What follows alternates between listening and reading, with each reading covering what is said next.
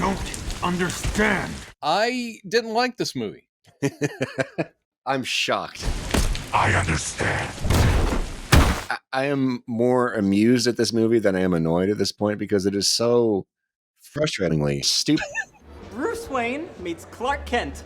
There's parts that are like, oh, this would have been so cool if. I am in complete agreement. I mean, the thing is, I can't write off anything I've seen Zack Snyder do, even Sucker Punch, as a total waste of time. Zack Snyder makes some awesome imagery, can direct some awesome sequences. That guy, maybe he should be a cinematographer. I think I said that last time too, because he frames some awesome stuff. And there you go. I think he's a terrible storyteller, or at least doesn't have a story sense. I think he can tell a story, but I think he'll look at a script that you or I, or a lot of people would go, no, and go, awesome.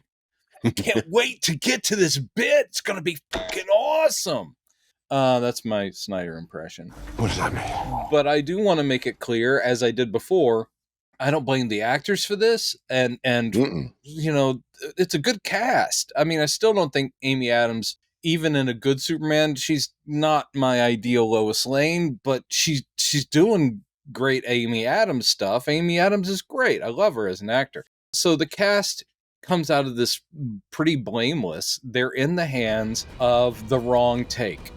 And we admit right here, because I see our messages, I see people going on to Prodigious Saps, and now that we're talking about Man of Steel, we're getting a lot of folks going like, yes, Snyder's the man. His take was the best. This is the best Superman movie there ever was.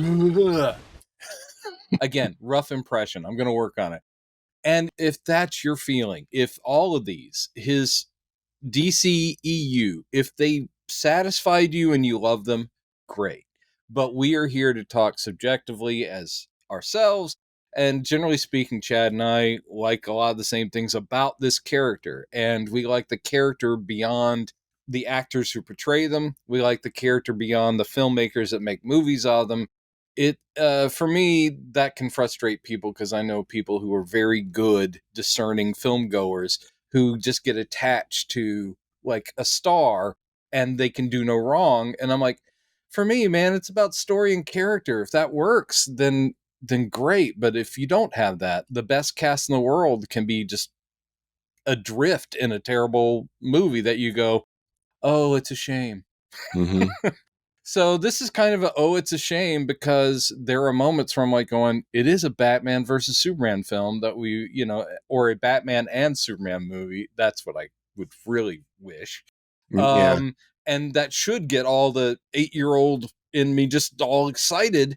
And then I watch it and I'm going like, this is badly conceived and intentioned.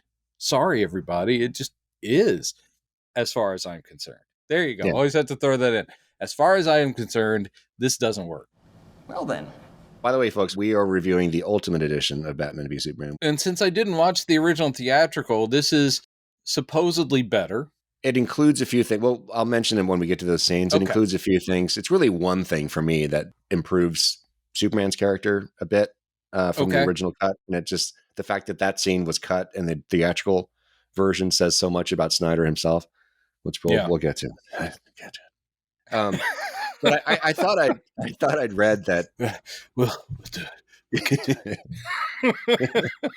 I thought I'd read that David Goyer had left the project in a huff because the studio, and this is true, the studio was, you know, twisting their arm to include Batman and Wonder Woman and they're trying to get the Justice League going because they're trying to catch up with Marvel in a very ham-fisted way. I know the pressure that we were getting from Warner Brothers was just, we need our MCU. We need our MCU. And I was one of the people that was just saying, whoa. Let's not run before we walk. Like, hold on. We just can't jump into all of these things. Goyer has gone on record that he wasn't excited about that, but I haven't been able to find confirmation really that that's why he left.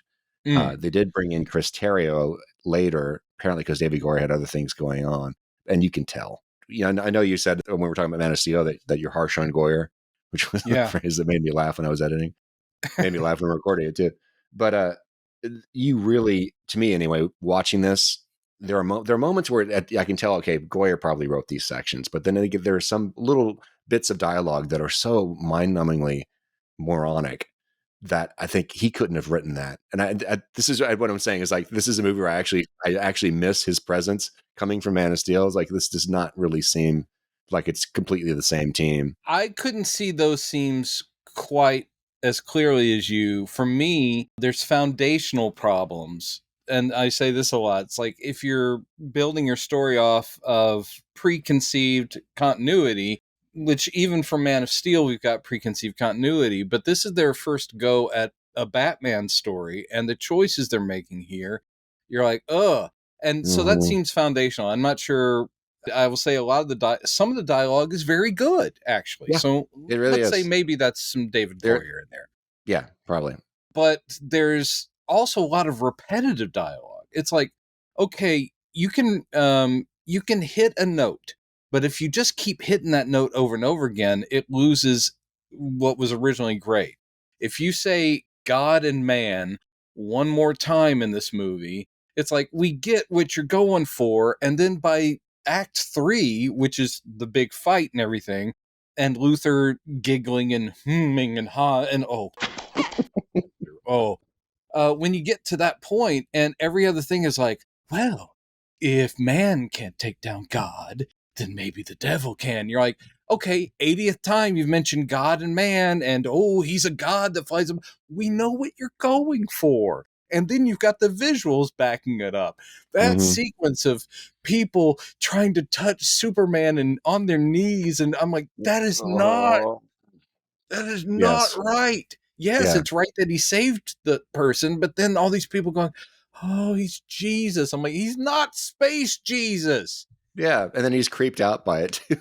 Yeah. Oh God. All right. Yeah. No. We should just. Yeah. Sorry, I'm already going off on that. Yeah, so let's get going on this thing. It opens, actually, I think, in a rather clever way. We get to see the catastrophe in Metropolis from the perspective of Bruce Wayne.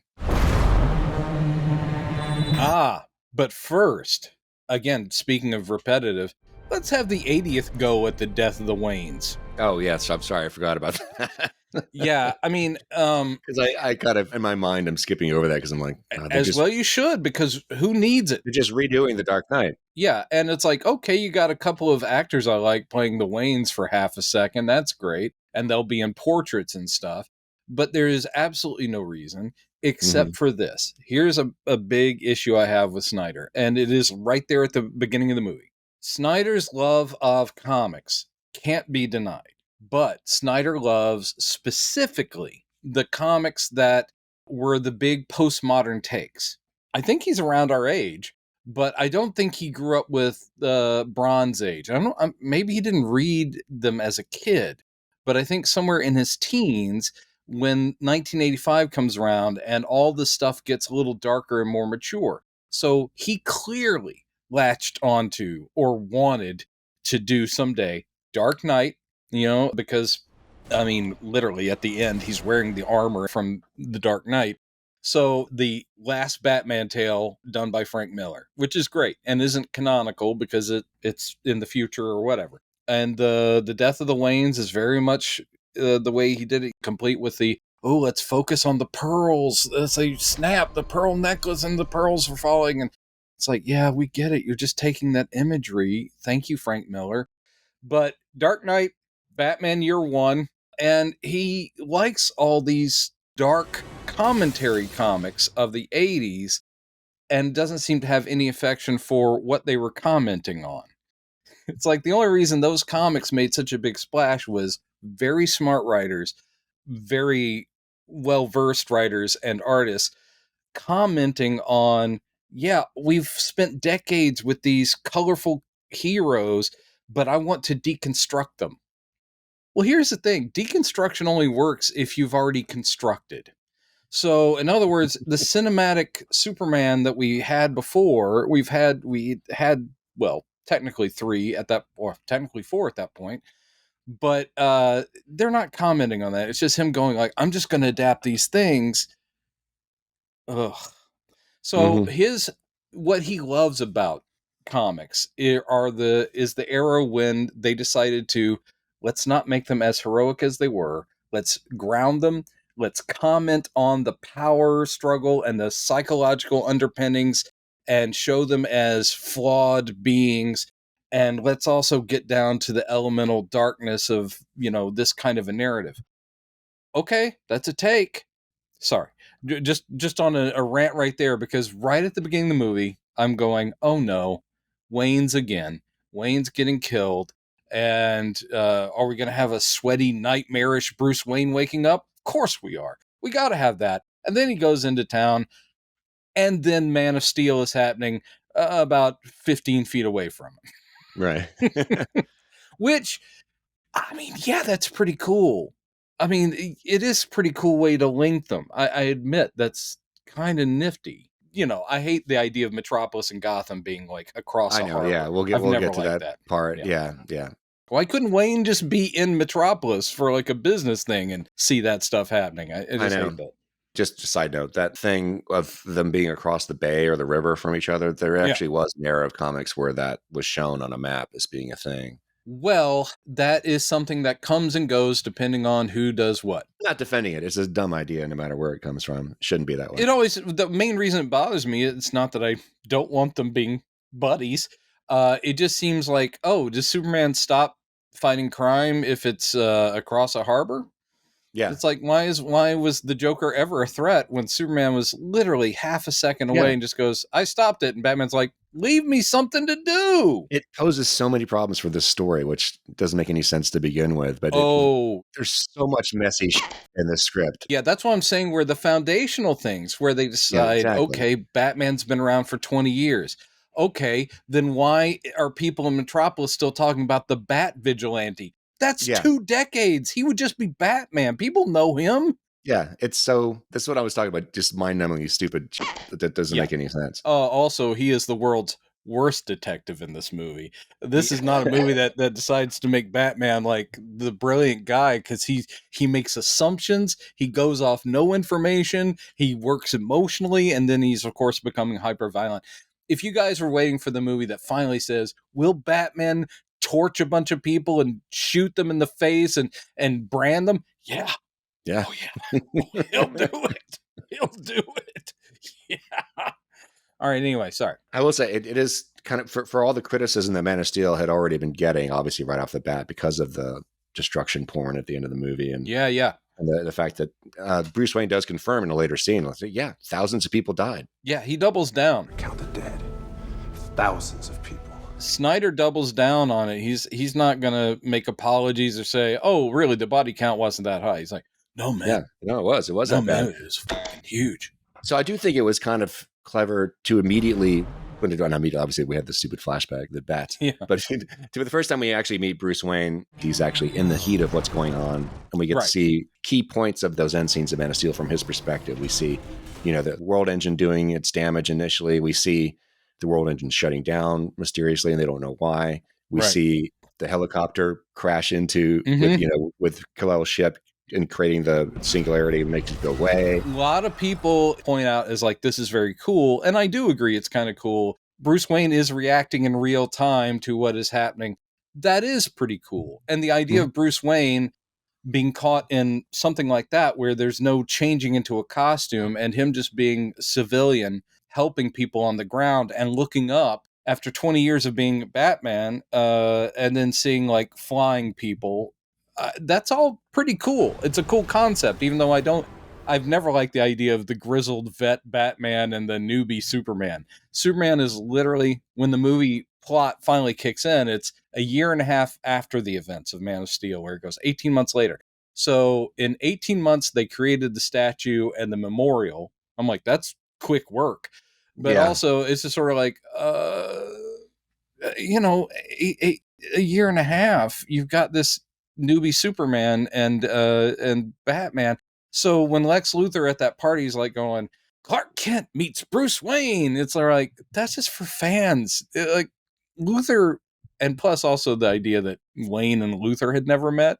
Come on, a couple of multi-billionaires across the harbor.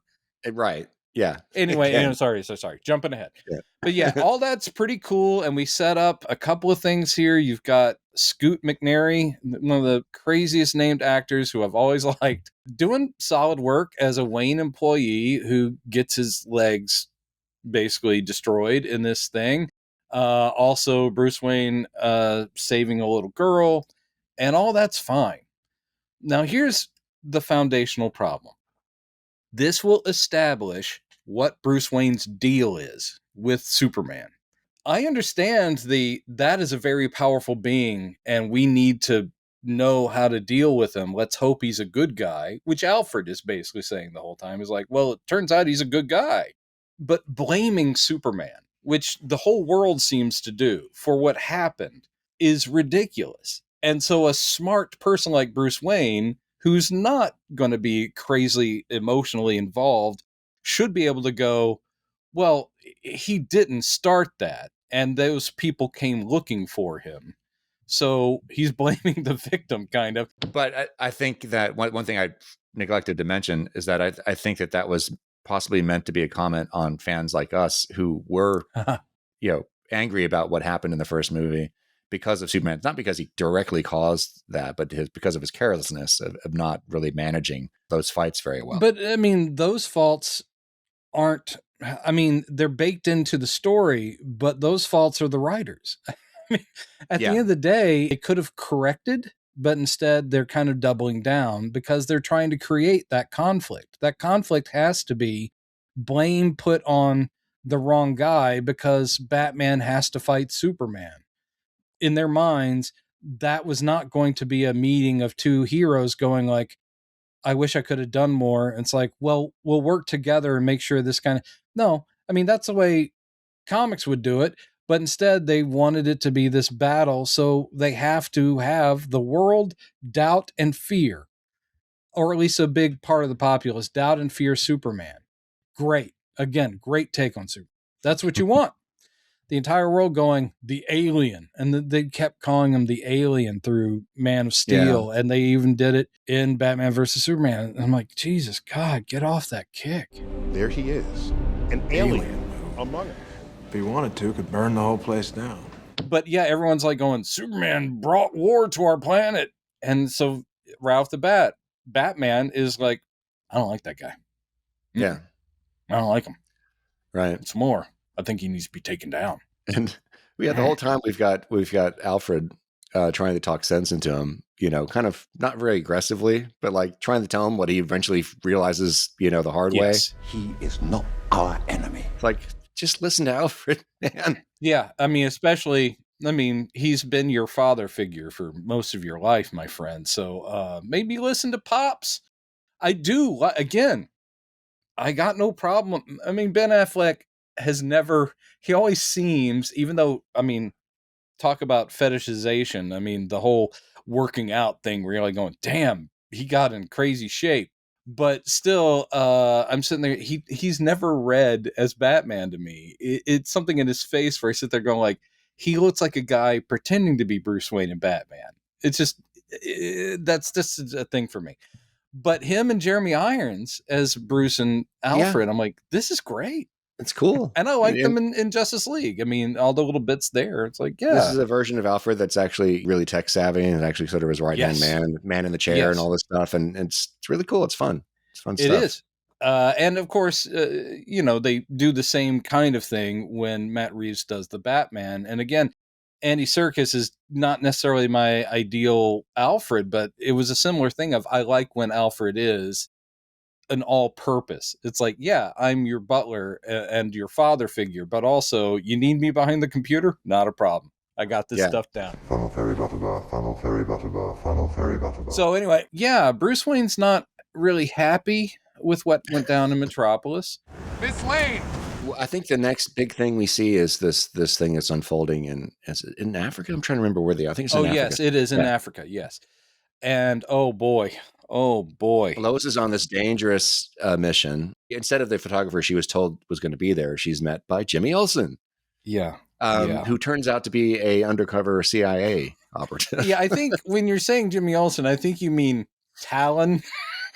Jesus Christ. That's his code name. Okay, all right. You want to reinvent Jimmy Olsen as the CIA operative guy who Lois has never met until just now? Okay, well, surely you're establishing that so we can get more use out of Jimmy. Oh no. Mm-hmm. This is so Snyder, or it feels very much like Goyer and Snyder in a room said, how can we fuck with it? Yeah, this ain't your daddy's. It's like, this ain't your daddy's, all of it.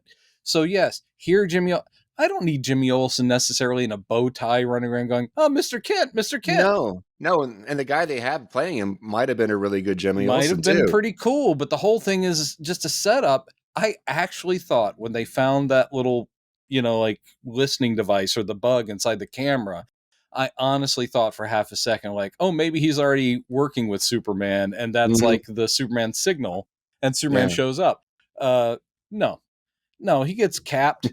So yes, this African warlord type terrorist guy has agreed to an interview. Lois doesn't know anything about a CIA operative, but that's who Jimmy Olsen is. And they find out about it. So they kill Jimmy Olsen. Yay! Challenge down, sir. Fuck you, fans. Exactly. It just shows how little respect these guys had for the material they're working with. We're going to bring him in just to kill him. And also, he's not really Jimmy Olsen. He's a CIA guy. He's not a photojournalist. He's just pretending to be one. Fuck you. Just like later in the movie when Cat Grant is literally a prostitute, just going, "Hey, baby, you want a date?" No, that didn't happen. That didn't happen. But I'm sure they thought about it. Anyway, the whole thing is, he dies, and then they're like, "You knew all about it. We're gonna kill you." She's like, "I swear to God, I didn't know that he was with them." And speaking of, as I did in Man of Steel, that part of the things, these are the things that literally, I think, go to Snyder's core, what he fetishizes: power, violence, fear, aggression, and military. When they say Snyder Bros, they're just talking about all these guys that have banded together, and women too, who just like, yeah, Snyder's the best.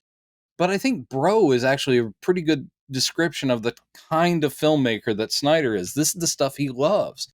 He loves trauma because that's dramatic. So trauma and violence and aggression and sweaty torsos. These are the things he fetishizes. So I think that's why we got the origin, the death of the Waynes, because it's trauma. And he's like, yeah, I'm going to do the fuck out of that. Boy, did he ever. So all that is just, it goes to him.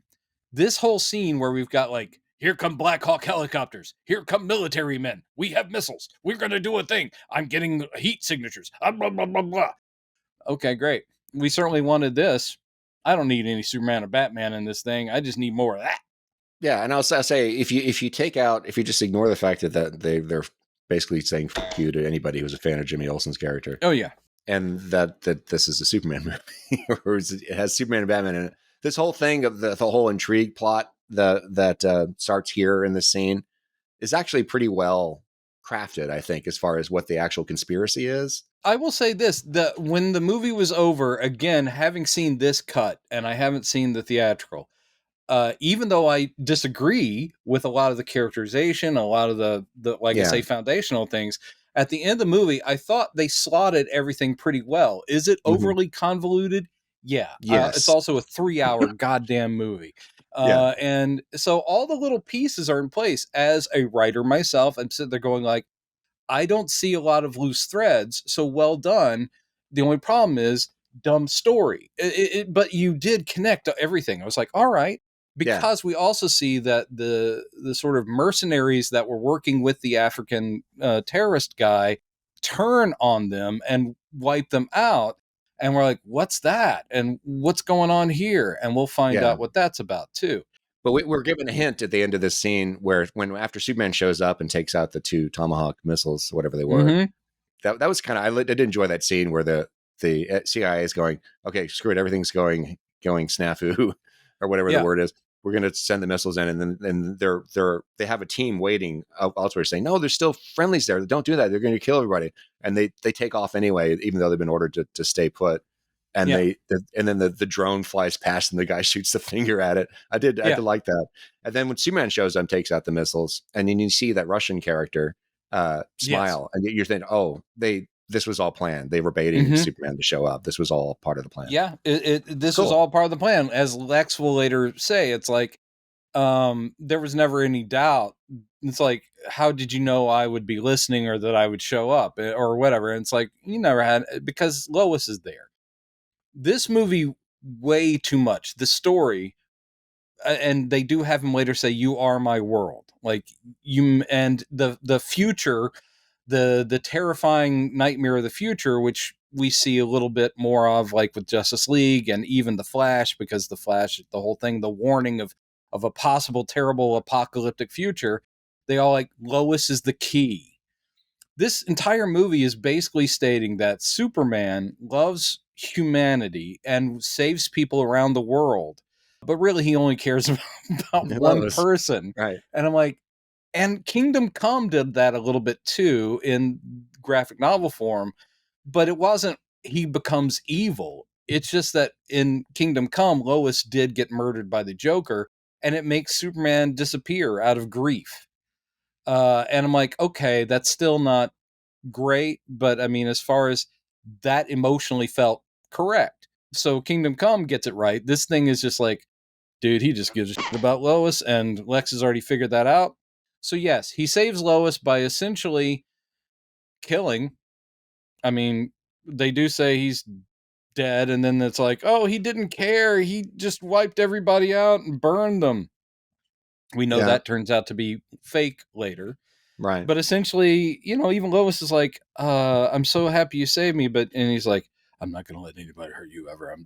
You're just the best thing ever in the whole wide world. Let's get it. Oh, and by the way, the actress who plays the woman who we later find out was a plant from Loki, the actress who plays Agent B12 or B13, I think, in the series. Isn't she B25? I can't remember what her number is. But she was great. I think her whole role was cut from the theatrical. That this is one of the things that they added. One of the subplot things. Which makes this whole thing make a little more sense. It ties it together. Yeah, that this is all orchestrated. We do find out later that all of this, and it should be really impressive, but again, the Luthor we're getting. But the indication is he has plotted this, including manipulating Batman's feelings and emotions to try and drive them into a conflict.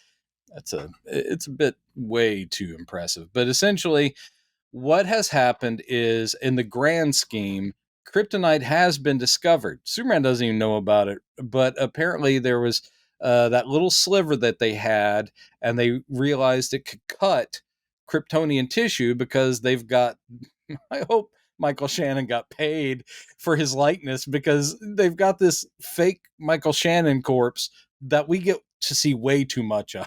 Yeah, I know. But it's like, wow, so this affects Kryptonians, and they do the whole pseudoscience of, yes, there's a biological connection between the radiation of this and his home world, whatever. Yeah. So yeah, they do find, we learn later, Luthor explains the series of events later. But I think one of the next things we see is on the other side of the world, with the other world engine, where Superman destroyed it. The Indian Ocean, they find a big old hunk of kryptonite inside the downed debris of the world engine thing.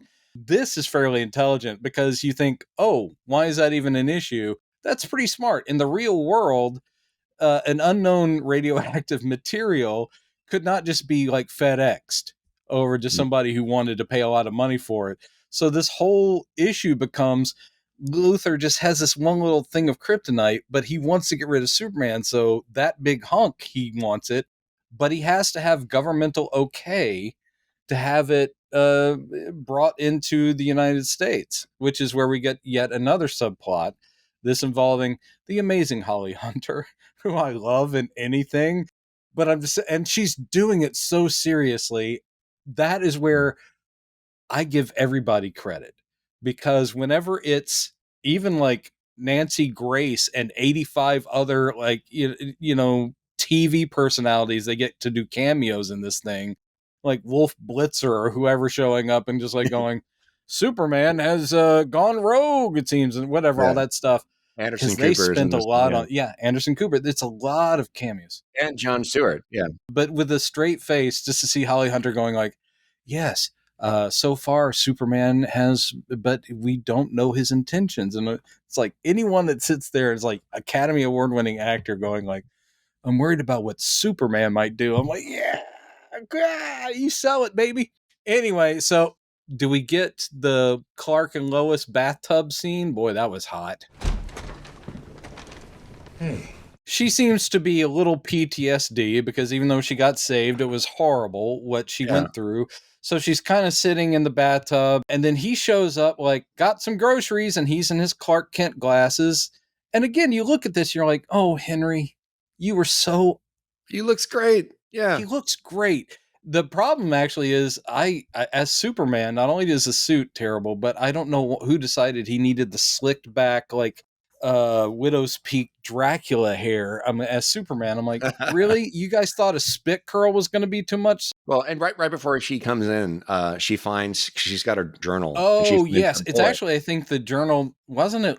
Was it something Oh, she was it recovered hers? I thought it was maybe Jimmy's. She gets it off the ground. I don't know. She finds a bullet. She's like, oh, this is going to be important. But she deliberately hides it from Clark before he comes in the bathroom. Why would you hide anything from the man with X-ray vision? I know. but yes, and they have, I mean, it's kind of sweet and romantic, though, again, a little creepy, because it's like, oh yeah, I want to see Lois and Clark in the bathtub, and then him whipping his shirt off, like, we're going to do it, and it's going to happen right now. Yeah. But it is still, and she does the thing of like, why would someone like you love someone like me? You're so special, Jesus. Yeah. I mean, Clark. Oh, space Jesus, you are the best. Like, this is one scene where the dialogue is actually not too bad, and it's it's not. And where she says, he starts, he's getting taking his clothes off and getting in the tub, and the water spilling. I was like, "You're gonna flood the apartment?" He goes, "Mm-hmm." This is a great little. Again, it's good dialogue. It's good banter. This is something where we're just accepting them as real people and real characters, and these are good actors. So you're like, yeah, that you're not my ideal Lois, but I like you too. Good on you. So then I think it's Luthor. He's trying to get access to the Kryptonian ship. Yeah, he's basically just saying like, oh, and every time he mentions his father, you're like, oh, I see what they're getting at. Oh, okay. It's like, oh, he was raised by a terrible, abusive guy who disappeared because he had him killed. And meanwhile, Clark had the wonderful upbringing, and then parallels. Oh, and orphans. He mentions orphans. Oh, yeah, Bruce is an orphan. Okay, got it. I think this is where he does the Jolly Rancher thing, because he goes, "You're going to give me access to the downed Kryptonian ship?" And the guy goes, "Yeah, all right. You're going to give me that body of General Zod? Oh, what are you going to do with it? You don't need to know." But can we just talk about Jesse Eisenberg in this role for a second? I can, and I'm ready to. And I like him as an actor. I have no idea what they were going for in this portrayal of the character. Agreed. I like Jesse Eisenberg. I've liked him in a lot of things. And again, I think he's taking a swing. And I think it was encouraged. I think that it was probably in the script. A lot of the disconnected ADHD kind of thing is, I'm sure, right there in the dialogue. And he's like, okay, all right, so that's how I'm going to play it. Not crazy like the Joker, but so brilliant and young. And my brain goes a million miles an hour, almost like Quentin Tarantino, where it's like, he's just going to start rambling and it's going to be a jumble of references and things like that. So he is almost like he's on coke. He's literally just like, And again, I think this ain't your daddy's. It's like we're reinterpreting Lex Luthor as, if he's the smartest man on Earth, why does he have to be, glowering and all this kind of thing? He's going to be this captivating, impish mind. I'm like, okay. But he's not captivating though. He's creepy and slimy and gross. Yeah. Like there's so many, they keep pushing the gross thing. Like when he's putting the Jolly Rancher into the politician's mouth. Yes. Like, ew. He loves Jolly Ranchers. And there's a weird sexual tension too later in the scene with Holly Hunter, and he's tapping his hands on the side of the table, and she puts her hand down to stop him. And like, what is this weird sexual tension? Why do we need this for these two characters? It's so gross. That scene is fairly well written beyond that kind of stuff. That particular scene where he's basically just laying it out like, look, let's just be honest. I'm going to do crazy things for you, but I need this. And she's like, no, because we just don't trust what you're going to do with that. And she's pro Superman, but guarded. She's a senator, and he's trying to use his influence, and then realizes he can't with her. So it is like, I guess I'll have to take her out of the picture. This is what will lead to. And again, this is a movie with very weird choices, like you're talking about with the Jolly Ranchers and all that stuff. Weird choices where this is a movie that involves a jar of piss. I never saw that coming in a Superman Batman movie, but we get a jar of piss. And also we get a scene where Batman hits Superman over the head with a sink. So, I mean, it's just a weird, there's things in this. I'm like, there were moments just like going, what? It's like I stepped into an alternate universe and watched a movie from that universe. I was like, thank God I don't live there. Yeah, I know. Because it's just weird little choices all the way through. So agreed.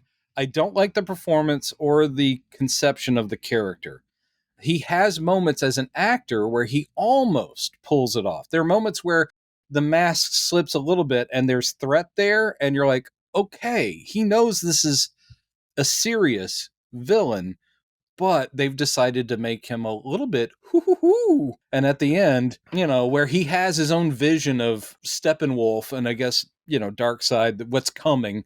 And so he's like, oh, seeing him a little bit afraid and seeing him a little bit like, we're all fucked. It's like, okay, but that's too little. That's too little to go, great Lex Luthor. The characterization of him is basically like Joker light, is what it is. Instead of being Luthor, Luthor has always been pretty much in every depiction, suave and charming, but also this darkness that turns on you. Like, oh, yes. I mean, the thing about hyper intelligence, there are precedents of people who, and I'm sure they're leaning a little bit on, Jesse Eisenberg gets cast to be Lex Luthor after he'd already done The Social Network where he was Mark Zuckerberg. And I'm sure they're like, okay, this is a young actor that can portray vast intelligence, but they decided to make him one of those eccentrics. And I am... no. It just doesn't fit the character very well. It's similar to the misfire in Batman Forever, where you get Tommy Lee Jones, who everyone, he's a great actor. But as Two-Face, they didn't know what to do with him, and neither did he. And he's like, oh, well, I got to compete with Jim Carrey, so I'm going to be a hoo-hoo-hoo crazy, like, Joker. And you're like going, completely not Two-Face. The great thing about Two-Face is he is not a giggly villain. He's psychotically divided, and that's his thing, and he's either sympathetic or he's coldly evil, but he's not, we're going to get Batman. Ooh. I hated it so much. Yeah. Anyway, so it's the same thing here where it's just a misread. It's a misread, and he commits to it. It's, like I said, a big swing, but I think it's a whiff. He does have some dialogue as Luthor. That is not bad.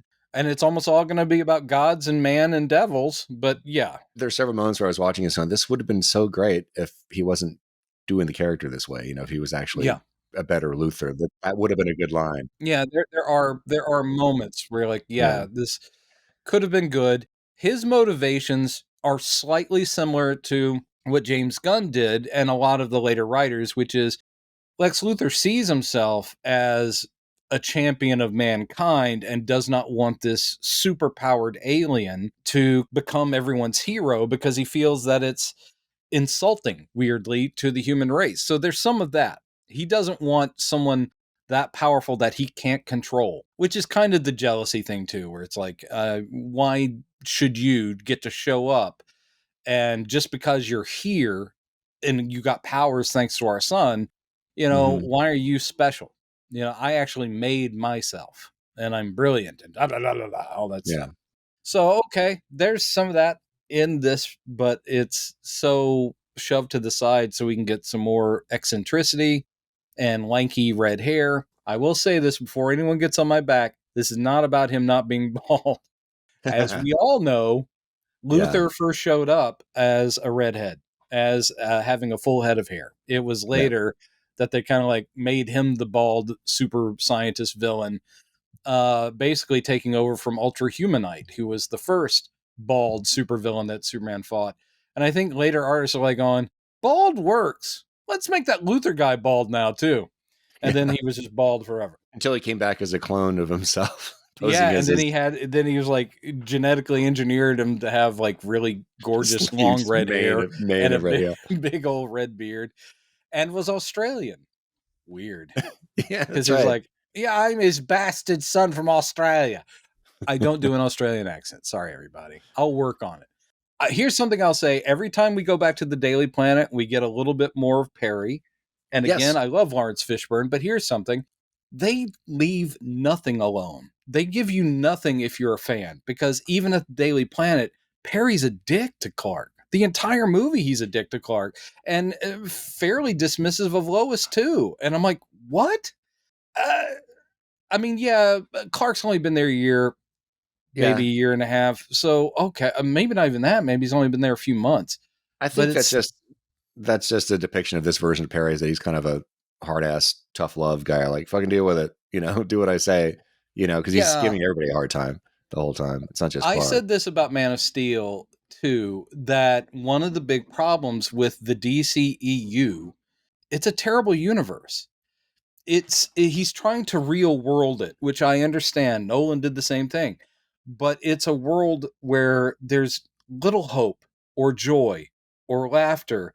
The heroes don't feel very heroic, and I'm basing that on seeing Justice League as well. There's nothing. It's a paranoid universe.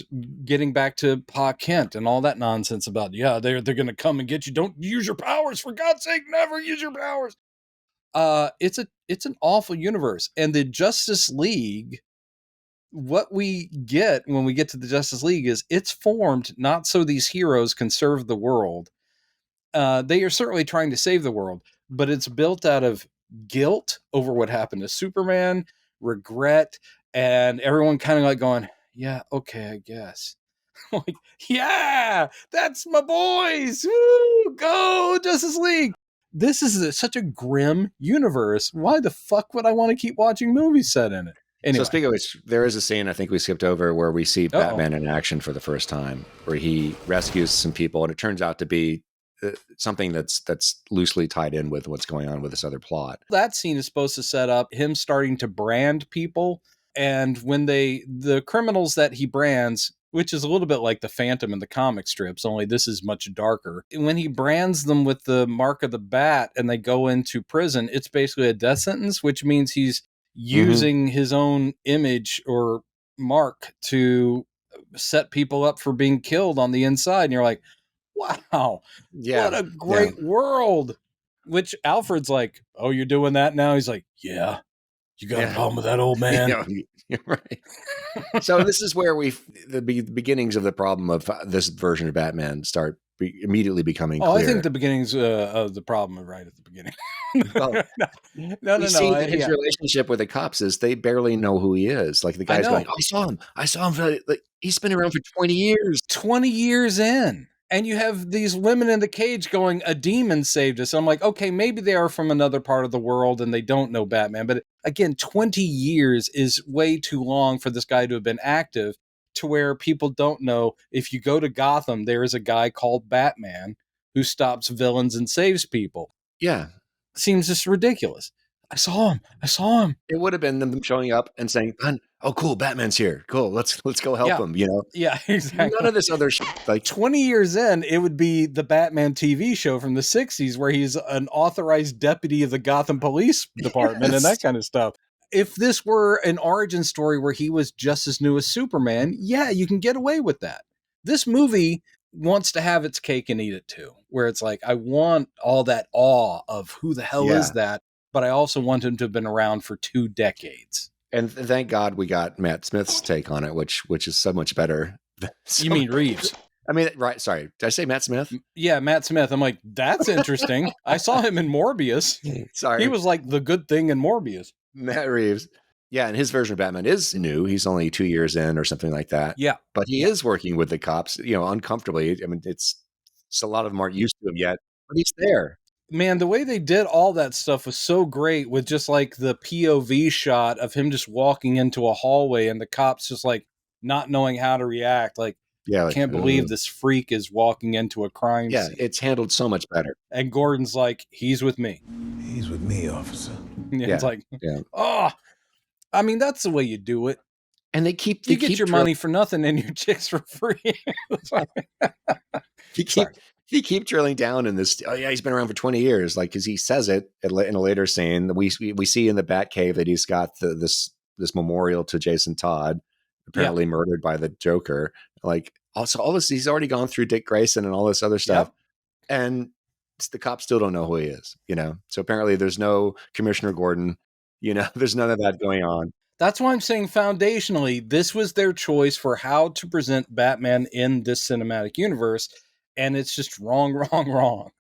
Also, here's a big problem. And it goes back to what I was talking about with what I think Snyder loved. I think Snyder really saw all the classic stories, including Death of Superman from the 90s and Dark Knight, which is after years of them working together.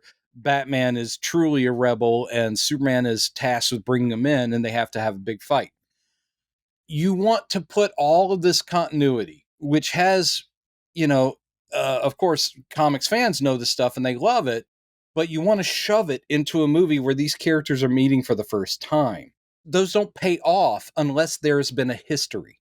That's why, literally, when J.J. Abrams, he did a Star Trek, and I really enjoyed it. Like, wow, you recast, and it seems to be working. I like it. But the second movie, you go to Wrath of Khan. The only reason Wrath of Khan worked was Space Seed. There was an original meeting 25 years before, 30 years before, and here it's paying off.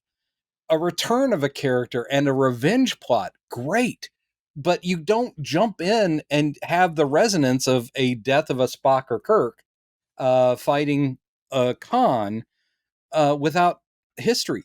Kirk and Spock have known each other for 8 weeks, by something like that. By the time they're crying over each other's deaths, I'm like, no, you can't jump to the end. They literally have to go to the original Spock to go, so who's this guy again in the movie? Yeah. Yes. Hey, so, Leonard Nimoy, help us out here. That's the whole thing, is that if you want to have a Batman meeting Superman movie, you can certainly have them. I mean, I'm not expecting it to be the Silver Age where they're like, hey, buddy, hi, chum, I've heard all about you. Let's solve a crime. Sure, that's not going to happen. You can have them distrustful or wary of each other. The animated series did it very well. I think you got your answer. Even though they implied that Lois hooked up with Bruce. Ow. So let me try that again.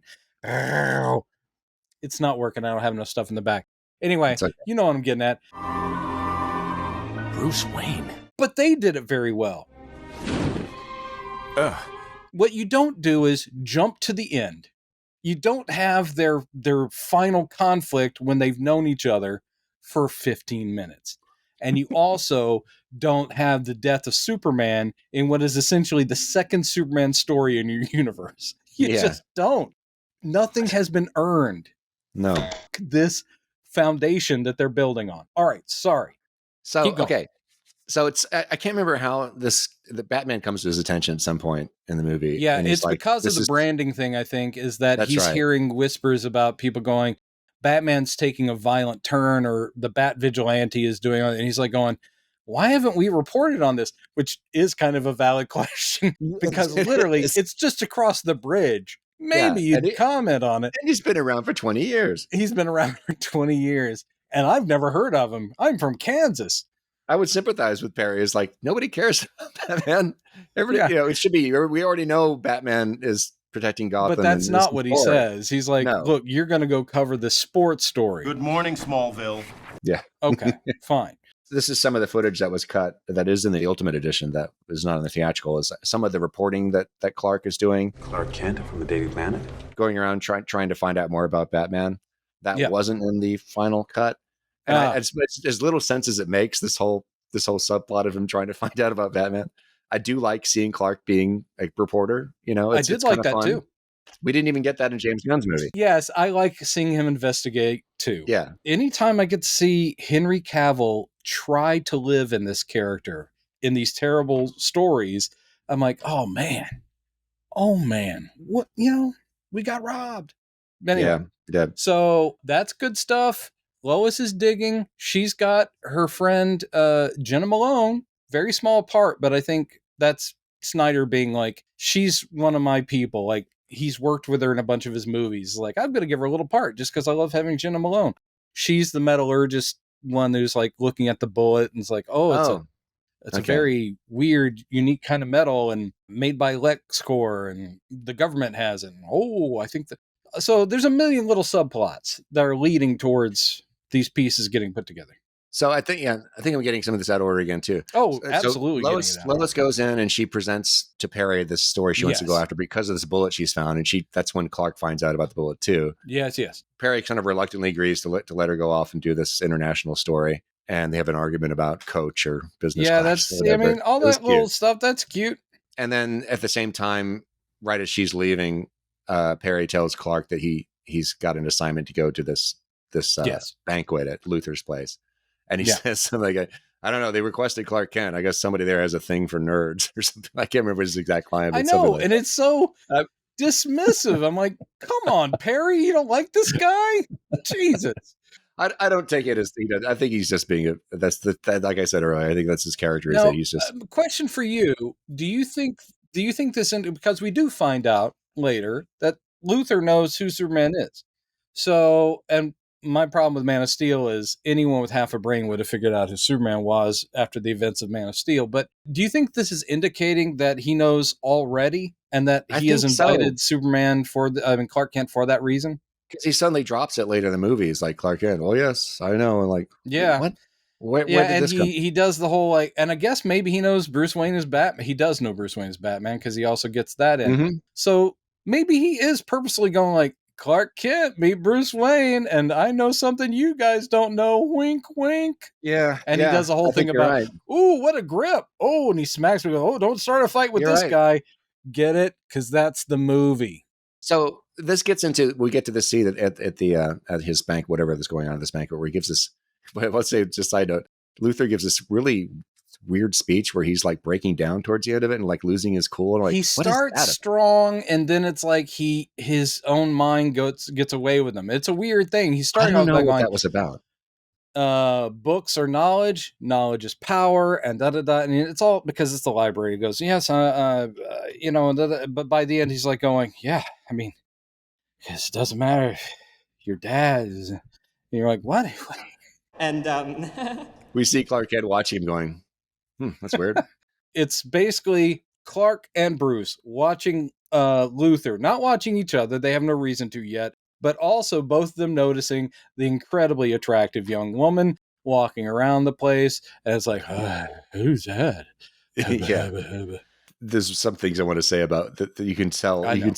Tell how Wonder Woman was written into the story way later in the script writing process because it's so funny that what she does in the early parts of the movie just have no impact on anything. I know. And her motivations, I mean, they're kind of knowingly lame, but the whole thing of like, yeah, I followed you, tech billionaire Bruce Wayne, into the server rooms and I got your data retrieving device, whatever, because Lex Luthor has a photo that I want. And you're like, which he doesn't even manage to retrieve. I know. The data you copied is military-grade encryption. So then he sends her the photo. And then he sends it to her. That's right. So there was no point.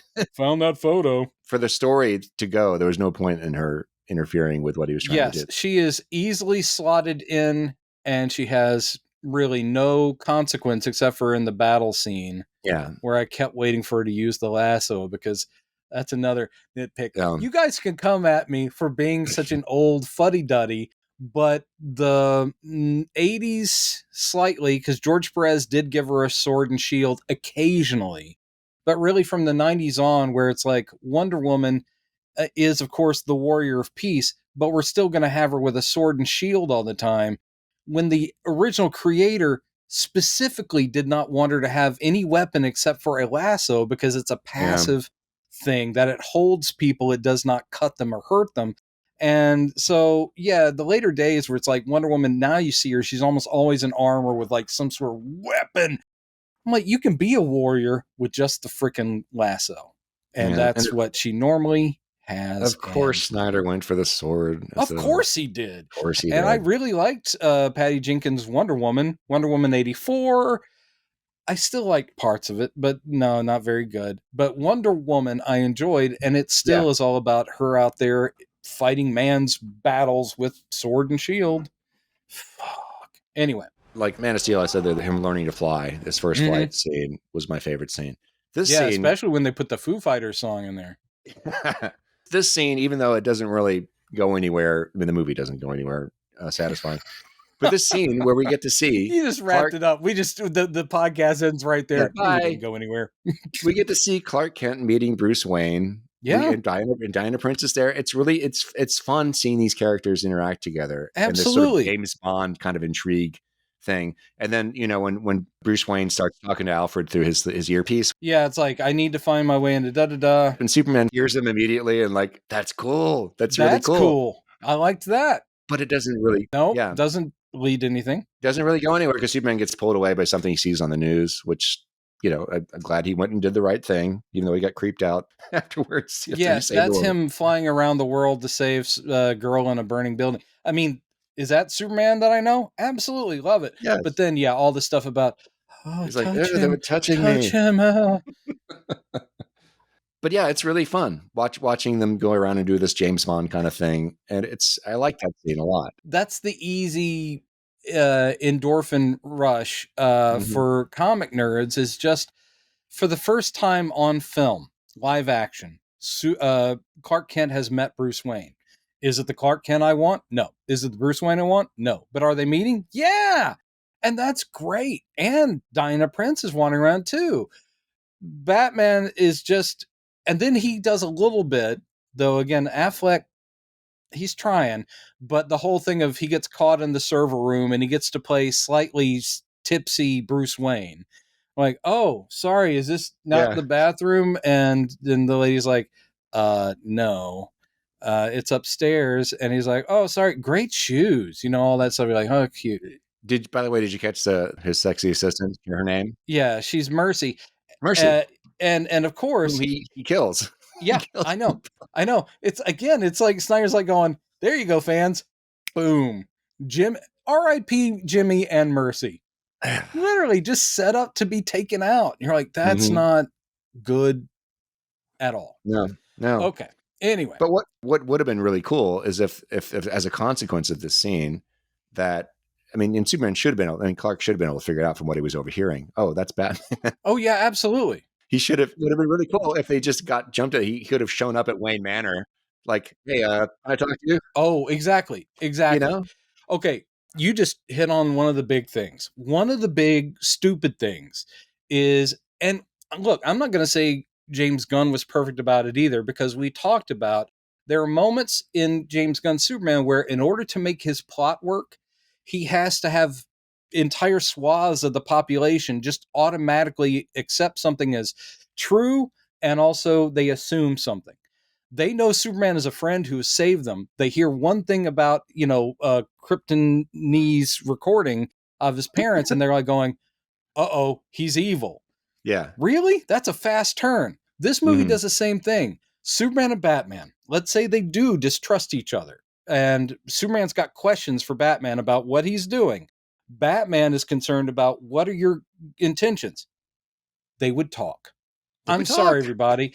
And Superman would be able to find him anywhere.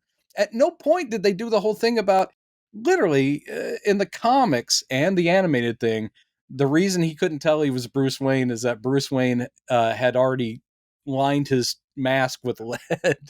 But they don't even bother to do anything here. So Superman literally could have gone, oh, you're Bruce Wayne. Then he could just fly over and go, yeah, I'm Superman. Nice to meet you. What you're doing, I think we need to talk about. And then, and Superman, I've got questions for you. Which would have been so cool, Zack Snyder. That would have been so fucking cool. And you're like, no, that's not baller enough. They have to actually fight. In the comics, they've only ever fought when literally one of them has been brainwashed or mind controlled. I mean, they've had philosophical arguments in various comics here and there. So they're not always like, hello, chum. I am reading a lot of Justice Leagues from the 60s and 70s right now, just because on the app, I was like, I want to go back to the earliest days of Justice League. And DC is really charming, but their characters have no discernible personalities to like the 70s. We're like, okay, Green Arrow's a hothead, and so's Hawkman. They don't get along. But Superman and Batman are literally going, hey, buddy. They're literally just like, hey, it's my buddy. It's my friend. They are so tight, and it's sort of sweet. And then, of course, later it became a much more, delineated thing. This makes me think of so there's a little side note here. It makes me think of how they handled in Daredevil, the original Netflix series, where I think season 2, where he encounters the Punisher for the first time, and they have that long conversation on the roof where they're basically their different ideologies about how they fight crime.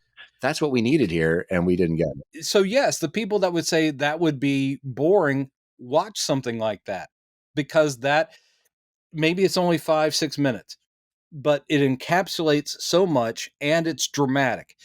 In that instance, Punisher is literally, I think, just is he the one that's tied? He's on the ground. He's tied to like a chimney on the top of the roof. Yeah, one of them is tied up. Daredevil's like able to talk to him because he can't really fight back. So it's like, we're gonna talk this out. Love that shit. And then of course in Born Again they had another great Matt and Frank scene.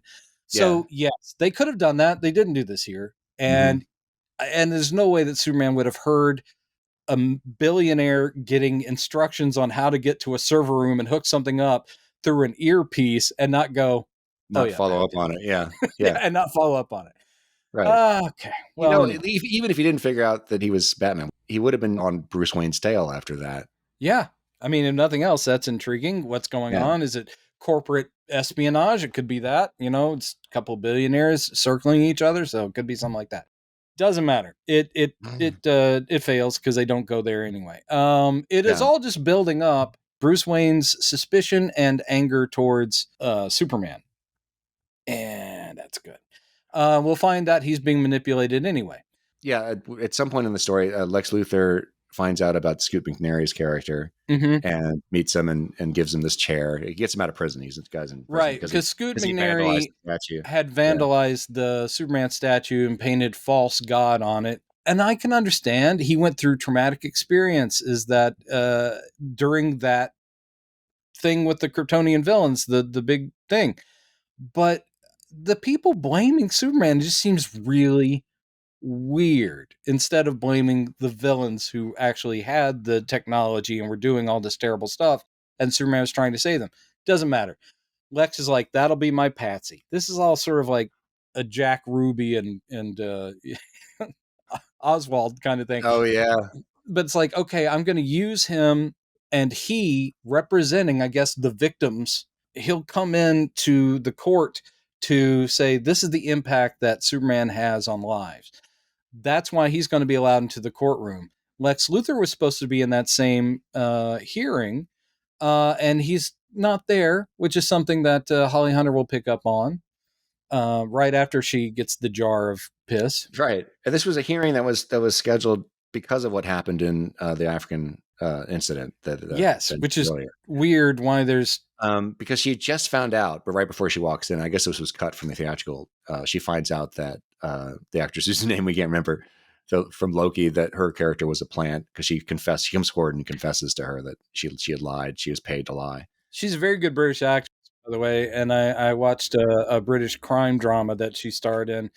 Wasn't the greatest, but it was a cool setting, and she was awesome. I like her a lot, and I need to learn her name. All right. So Superman is called to this hearing, and before, he does this thing. This is the thing we see earlier in the movie, where he's on the news, or he's saving some people from a flood, and instead of just going down and helping him, he's hovering above them, just waiting for something. We see him when he shows up at the courthouse. He's just hovering above. Just hovering up there. Like, what are you doing? And I know what it is. It's like Snyder saying, "This looks cool. Look at him. It looks cool." That's exactly it. Cool. I liked. Not that was crap, but I actually liked, because again, he does great shots. He does some very cool things.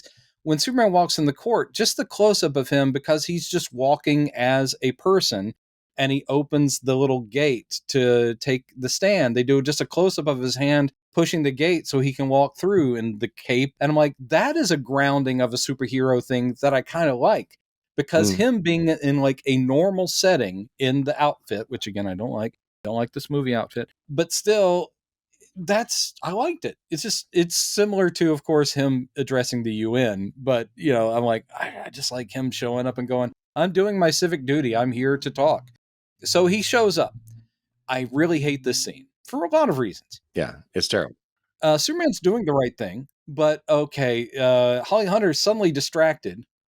What I don't understand is she's smelling piss. Yeah, she should have smelled it as soon as she sat down. She should have smelled it immediately. I mean, and the thing is open. There's not like a top on it. And she's like, oh my God. And for one thing, is she used to having just a jar of tea next to her, like Granny's? So all of this would have been within 5 seconds of her sitting down going, what is this?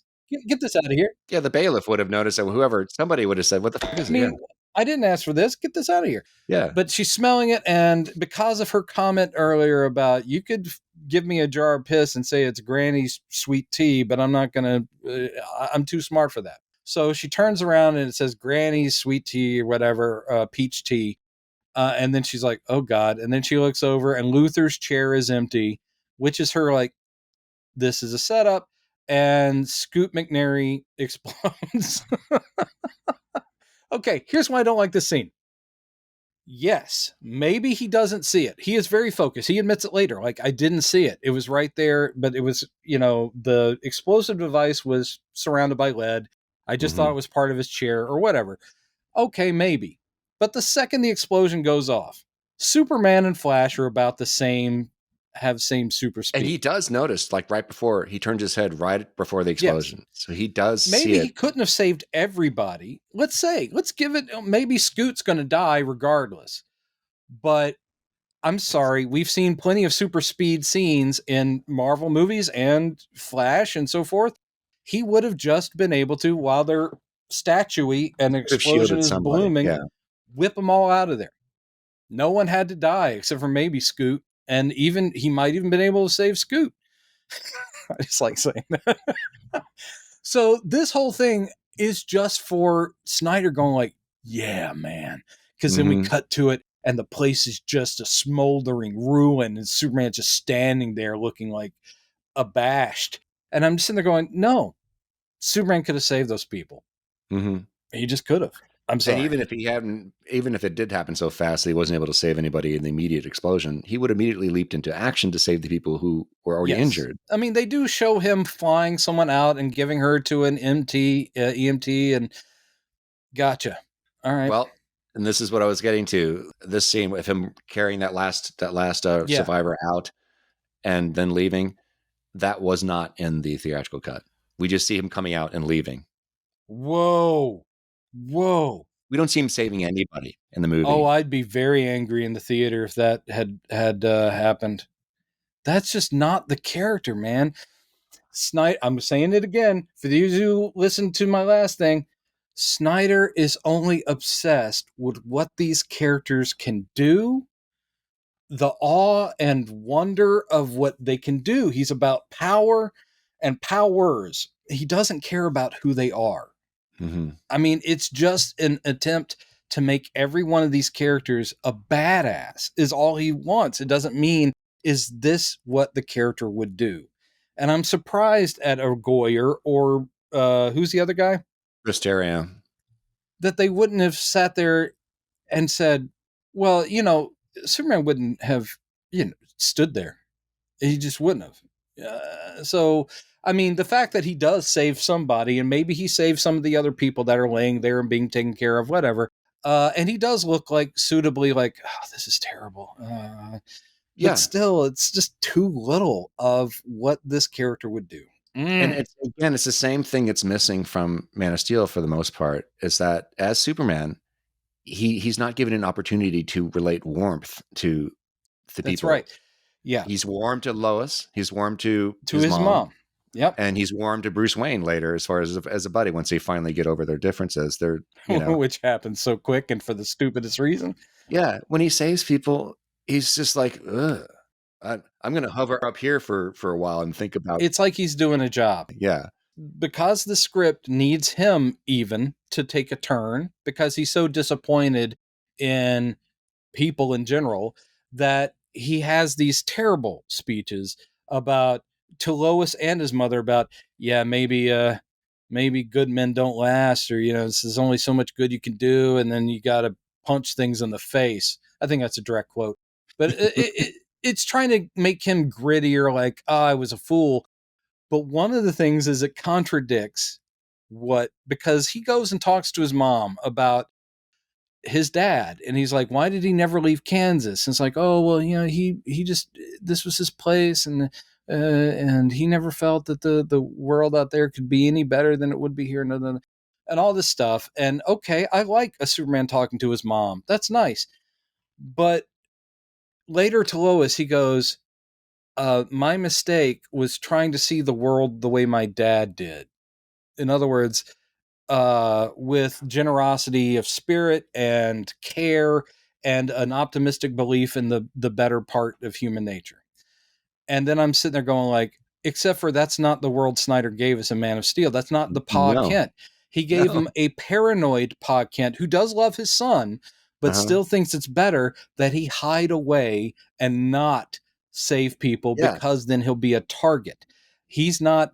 So you can't have a Superman in this movie making that speech about the same Pa Kent that we met in Man of Steel, because those aren't the same. And so right away, it's like, pay attention to your own goddamn universe. Exactly. It's like Zack Snyder retconned that thing in the first movie that some people like it. Yeah, some people thought that was boss. Yeah, it's like that's not even a thing in this movie. And there's that scene. This is what happens next. Is that Superman's really he's depressed about the explosion, which he should be, and he was. Obviously that would beat Superman up no matter what version of him you've got. He goes on a walkabout. Yeah, he kind of reverts to Wandering Man from the first movie, and he passes some locals who think he's on a suicide. Yeah, walk. There's an indigenous gentleman there is like going, anyone that walks up that mountain, they're going to end their life. It's like they want to die. Okay, that's severe. He gets up there and he has a vision of Kevin Costner, which a lot of people do. I remember, what was I, maybe 23 when I had that vision of Kevin Costner. And I remember him chopping wood and then telling me that I ought to go back, which is weird because this happened at a Hardee's restaurant. And I was like, what? Go back? What? What's happening, Kevin Costner? Just joking. He relates this weird story about how he did this he helped his dad do this heroic thing of saving the farm from a flood. But it ended up impacting, it wiped out the Lang's farm. He says they diverged the water to their neighboring farm, and it destroyed their farm instead. And that's why he goes, so don't do anything good ever again. Yeah. And this is what I told when we first talked about Batman v Superman really early on in the podcast days, because you hadn't seen it yet. This scene, I was like going, when he showed up, when his memory of himself shows up and starts talking to Clark, I'm sitting there going, screw you, Pa Kent. It's like, I don't like this version of the character. It's like, you died for a stupid reason and you traumatized your own son. You died for a stupid reason. And so you haven't earned the audiences like, oh, this is nice. I did find, just again, because of the actors involved, the whole thing where he goes, I miss you, son. And he just goes, I miss you too every day. I'm like, that's good. That's simple. And I like it. Yeah.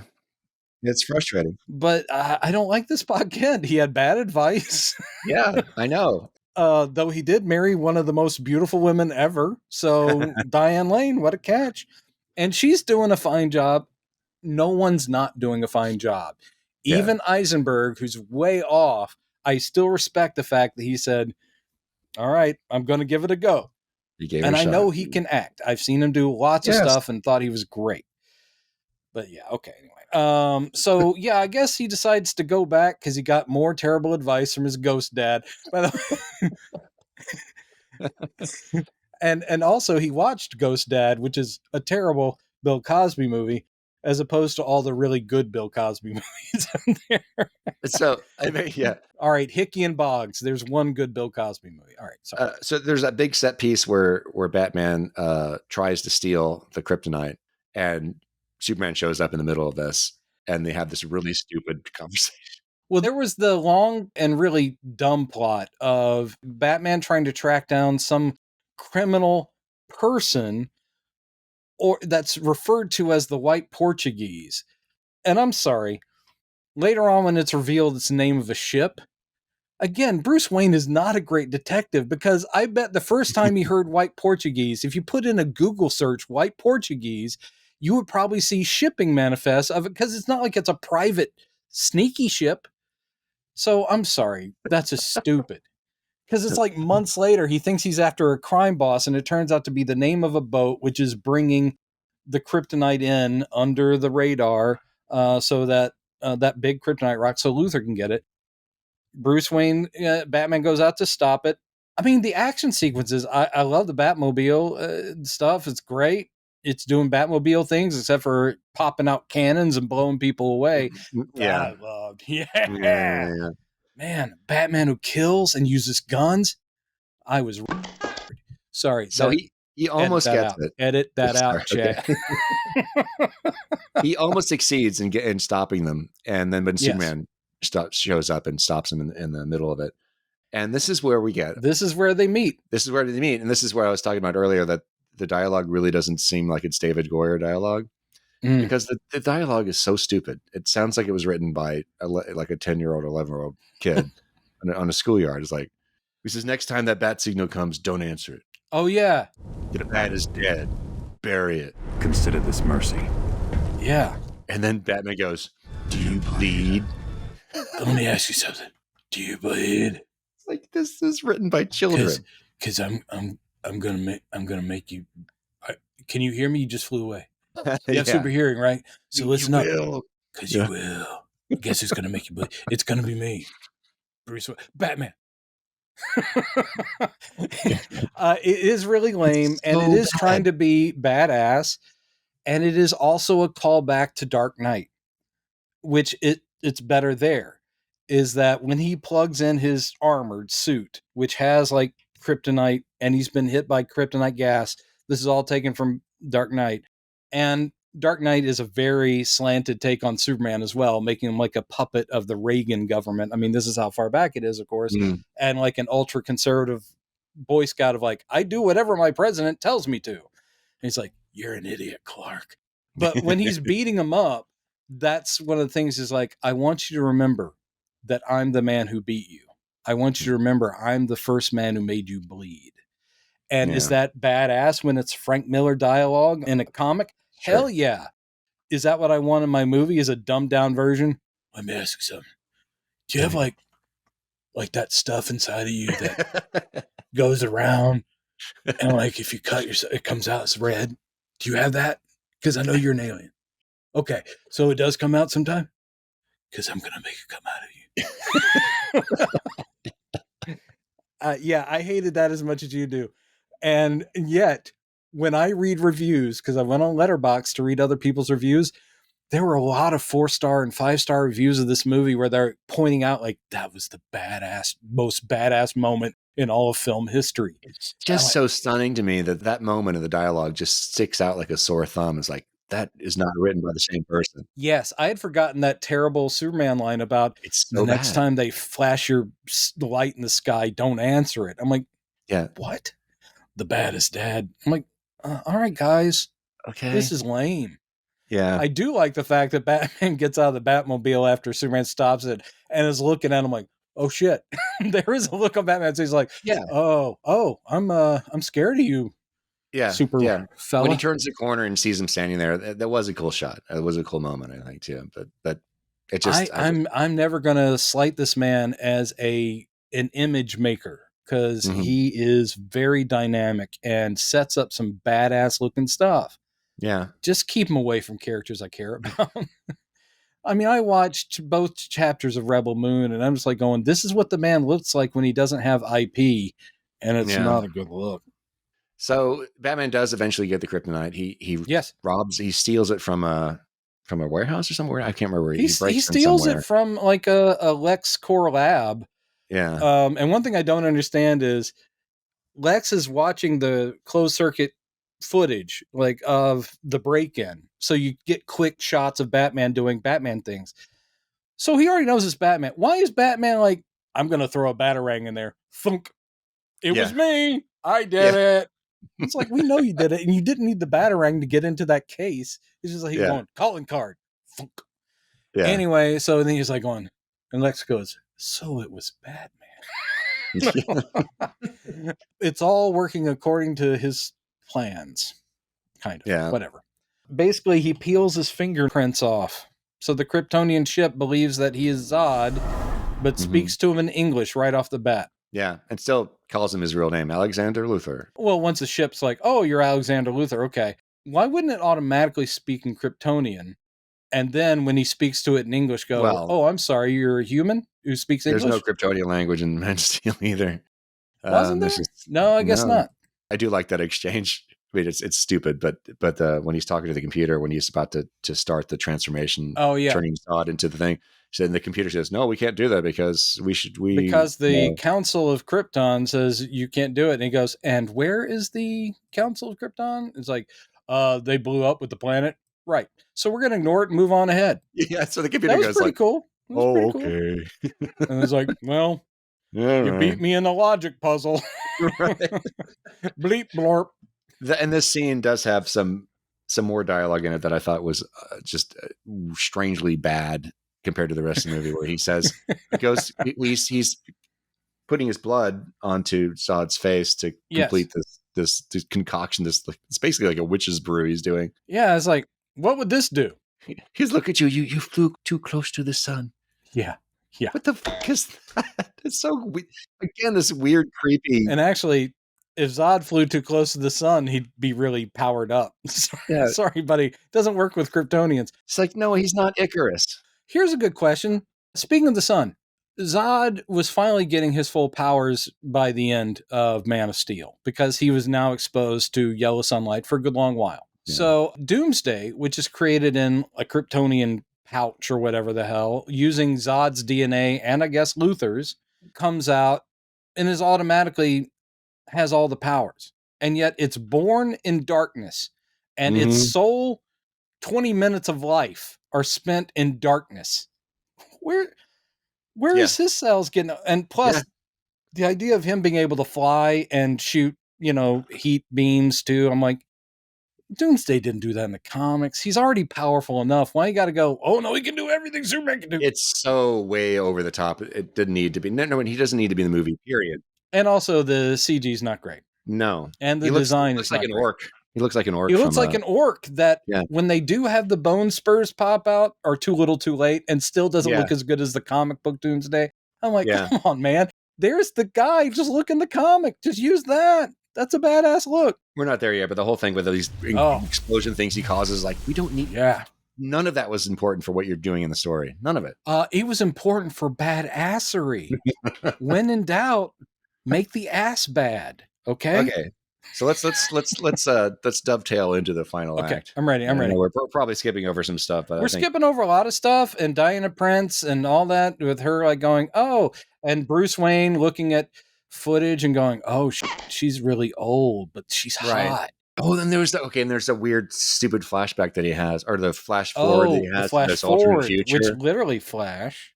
He's being given, I guess, a glimpse into an alternate possible future.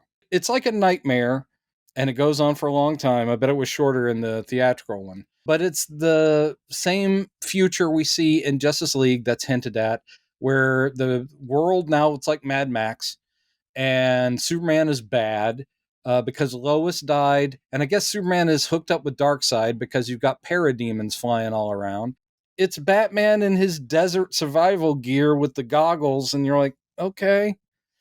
And essentially you have a terrible scene that no one asked for of him getting knocked out, strung up, and then Superman walking in, destroying cohorts with his heat vision, and then yanking Batman's mask off, and then seemingly shoving his hand through Batman, killing him. Yeah, ripping and then his Batman heart goes, and he wakes up in his chair, and there's things whipping around, and then the Flash, only a future weird looking alternate Flash, shows up going, you were right about him. You've got to stop him before it's too late. Don't trust him. And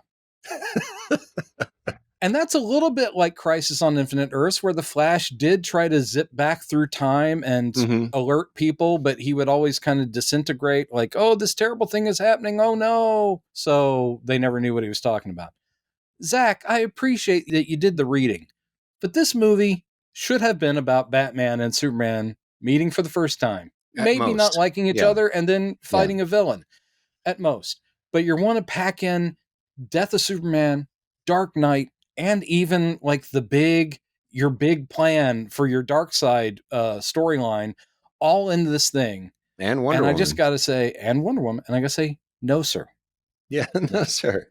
I watched all 3 hours and 3 minutes of this, and no, sir.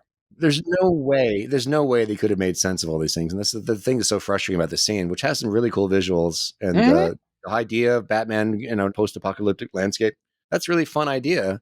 But why is it in this movie? It just doesn't make any sense. I mean, you can put it in there as this is not something Luthor caused or created. But it is more grist for the don't trust him. He's going to fuck everything up. And what's more, he's going to kill you down the line. Yeah. So it is in this movie just another thing that makes Bruce Wayne go, I guess I got to kill Superman. Yeah. So let's make a spear with kryptonite. Got to go take him down. And hey, Alfred, how about that armor? And he's like, it's almost done, Master Wayne. However, maybe Superman's not a bad dude. Fuck you. No, I mean, I'm saying maybe he's not. Has he done anything yet that's bad? No, but fuck you, old man. This is paraphrasing. But that's essentially what happens. I don't deserve you, Alfred.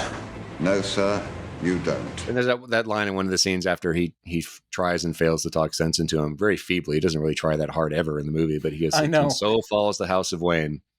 Yeah. Like, could you just grab his arm and sit him down and talk to him, Alfred? I know he's probably not going to listen to you anyway. Try a little harder than that. Just talking it out is the answer to a lot of stuff in this movie. Yes. Which we're talking to each other. We're getting to one of the biggest moments. Because I bet Superman and Batman could have, if they really did sit there, go, do you feel that this is manipulating us in some way? Who would have an interest in trying to do it? And it's like, you know what? Luthor. I mean, come on. They would just like within 2 minutes of talking realize, oh, we're both good guys. We have different methods. You've got powers. I've got all the tech and the badass martial arts. But yeah, there's one guy who wants both of us out of the way. Guess who it is? Lex Luthor. All right. Anyway. All right. So here we go into the big plan. Martha gets kidnapped. After closing the bar. Lois gets kidnapped. And Superman hovers above the LexCorp helicopter pad, basically. Well, first he shoves. This is after he uses Lois. The only reason Lois is there is that's right. Superman there. Before this, though, we see Batman setting up his little party. Yeah. He gets ready. He's got his armor on. And he's got everything ready, and then he turns on the bat signal because obviously Superman told him, "Don't use the bat signal because I'm going to kick your ass." And so that he turns the thing on, and he just sits there waiting in his suit. Yeah, to me, it's like he's laid the foundation for a Halloween party, and he's just waiting for people to show up. He's like, I'm just going to wait. I'm just going to wait here. When the camera pulls out, one thing I do like is that I understand that even in the Ultimate Edition, you don't see this, but if it pulled out farther, you see the table over to the side that has like a punch bowl there. He's got like he's got some Doritos of different flavors. Like you can pick whatever flavor. He's like, I hope he shows up. I really hope he shows up. He's waiting there like that for a long time. It's really kind of funny. The armor is, by the way, I mean, it's like, yeah, that's another little jolt because it's like, that's the way it's right out of Dark Knight. It looks great, including the glowy white eyes. Yeah. So that's badass. But again, I don't want this in this movie. Thank you, sir. Yeah. Maybe 8 movies, 10 movies down the line. Not now. So this is one of the weird things about the script is that the whole point of turning the bat signal on was to get Superman's attention. Yes. But it doesn't. So, and meanwhile, while this is going on, Lex Luthor kidnaps Lois. Yeah. Has this actually some good dialogue here where she says, "You're psychotic." And he says, "That is a 3-syllable word for any thought too big for little minds." It's a good line. Yeah. So he shoves Lois off the side of the building. The easiest way to get a hold of Superman is you. And it's always you screaming, so off you go. Lois Lane. And it works. One thing I hope that maybe Gunn will lean into, she's a tough lady, but you got to imagine she's got PTSD from all this kind of stuff because every villain does the same thing. It's like, I'm throwing you off a building. And even if she's convinced that Clark will always be there, holy shit. I mean, just could you imagine being bound and then thrown off a building? Like, I really hope he shows up. He does, by the way, and he saves her. And that allows him and Lex to talk, and they come to a kind of a sweet agreement of like, you know what? Just be you and just be the best Lex you can be. And he goes, you too, man. No. Basically he goes, look, here's the deal. Bruce Wayne stole from me. I mean, Batman stole from me, or he's terrible. I want you to go kill him. He goes, I don't do that kind of thing. He goes, yeah, well, here's the deal. You're going to kill him for me, or your mom are going to die. And by the way, I know that you are Clark Kent. Yeah. And he goes, and here's her on phone. Here's little pictures of her all tied up and looking sad. And he goes, and the best way, the best way to get rid of an icon or a witch or something is burning. I don't know. He just some kind of thing about, and he goes, you're going to burn my mom. He goes, oh, I'm going to do it. You have exactly 1 hour. And if you haven't killed Batman in an hour, I'm going to kill your mom. He goes, I guess I better go kill Batman then. This is where I thought, because I was saying earlier that Jesse Eisenberg's Luthor is more like a Joker light. This whole thing of him pitting Superman and forcing them to fight each other, this is way more of a Joker thing than it ever would have been a Luthor thing. And like, okay. But I do like when Superman realizes that he's, that he's got him. He's like, that I have to go at least talk to Batman, and he's really freaked out. But Batman is intent on this is the night Superman dies. Yeah, he deliberately baits him, and this is smart. He baits him to an abandoned port in Gotham where there's that is good, which becomes important later. I can't believe Snyder didn't have him like standing in the middle of like the ice rink and in front of Rockefeller Plaza with a lot of innocents around, because that seems very Snyder. It doesn't matter who gets killed. This is good. This is one compromise that Zach did. Like, okay, you guys didn't all like right, no one will die. They'll fight in an empty building. Yeah. And they do. So, but then Superman doesn't go directly there after Luthor. He goes and talks to Lois again first. Like, well, got to go do this thing. Yeah, this is where he says, like, I guess you can't stay good. Can't stay good. Like, and I don't like that line of dialogue, but I do. I'm with Superman in that moment. I was like, because you can tell he's really freaked out. And I don't want to have to kill anybody. So, and he does. He shows up, finally goes over to and he's been waiting there for like 30 minutes, patiently waiting. He goes, the party playlist that I had, it's looping. This is the second time it's going through. This is a Madness song I like a lot. Our house in the middle. You like that? So, music to die to. This problem you mentioned earlier, people like, why can't people just talk like with Alfred and Batman earlier? Yep. Superman does show up, to his credit, at least at the beginning. Bruce, please. He does try to talk to him. Literally, it would have taken him maybe 5 seconds to say what he needs to say. Yes. I'm being blackmailed. They have my mom. Yeah, they have my mom. Oh, God. This is the beginning of one of the really mind-numbingly dumb things that happens here. Yeah. Because Superman's, I need to talk to him. So he gets, instead of just saying, he has an opportunity. He says, you don't understand. I understand. And so to help Batman understand, he shoves him 40 feet away instead of talking to him. You've got him. He's right in your face. You could have said what you needed to say right then. That's very true. And instead you shove him 40 feet away. And then everything unfolds from there. So it's really stupidly written. This is how a democracy works. We talk to each other. This is actually the scene that has the most sexual tension in it. So they're fighting, and it looks like it's all going to go Superman's way. The armor's impressive, but it can't do much. So then Batman pulls out the big guns, which means he fires a canister of kryptonite gas at him. In Dark Knight, it's Oliver Queen. It's a old Green Arrow with only one arm that fires an arrow that has kryptonite gas. Pretty cool. Anyway, so Superman's like, this, by the way, cinematically, this is his first exposure to kryptonite. Yeah. I mean, in this universe. Yes. So they don't even have, he's looking around like, but he has, when does he find out the whole thing about, this is from my home world? That's what's killing me? It just seems like he already knows what it is. So he is getting weaker, and Batman's punches are having more of an effect, and his punches are actually able to be stopped by Batman. And then he's like, oh, tables have turned. I don't know what's going on. So they fight for a long time. Mm-hmm. I like action in movies, but sometimes when it gets down to it, and I've said this to John before, it's like action is not plot. It's to get you from here to there. The result will be who won. So on its own, there are cool things in this where it's like, yeah, I thought the thing where he literally is swinging him around and tossing him, I mean, it's very Godzilla, but I was like, okay, that's cool. But most of the time, I'm just sitting there kind of looking at my watch going, okay, yeah, that's Batman beating on Superman. The moments where the initial dose of kryptonite gas wears off. Yeah, and the strength starts to come back. Batman's like, oh, shit. And Batman's, oh, shit. Those are good moments, too. And the whole thing is that he's got the spear. That's about to be the killing stroke. And he gives Superman his dueling scar. And then basically, Superman's on the ground with kryptonite above him. And Batman's going to do it for revenge and to stop a future that could happen or whatever his reasons are. And then he goes, look, I don't care. Just save my mom. Well, he actually says, you're letting him kill Martha. Why'd you say that name? Who calls their mother by their first name when they're, it's like, you have to save Martha. Save Martha. Okay. They're not the first people to have made that connection. I did a fan fiction story years ago that was set as if Superman had really appeared in 38 and Batman had really appeared in 39. So it was set during 1919, and it had Jonathan Kent coming back from the war, and his eyes have been messed up, which is why he now has to wear glasses.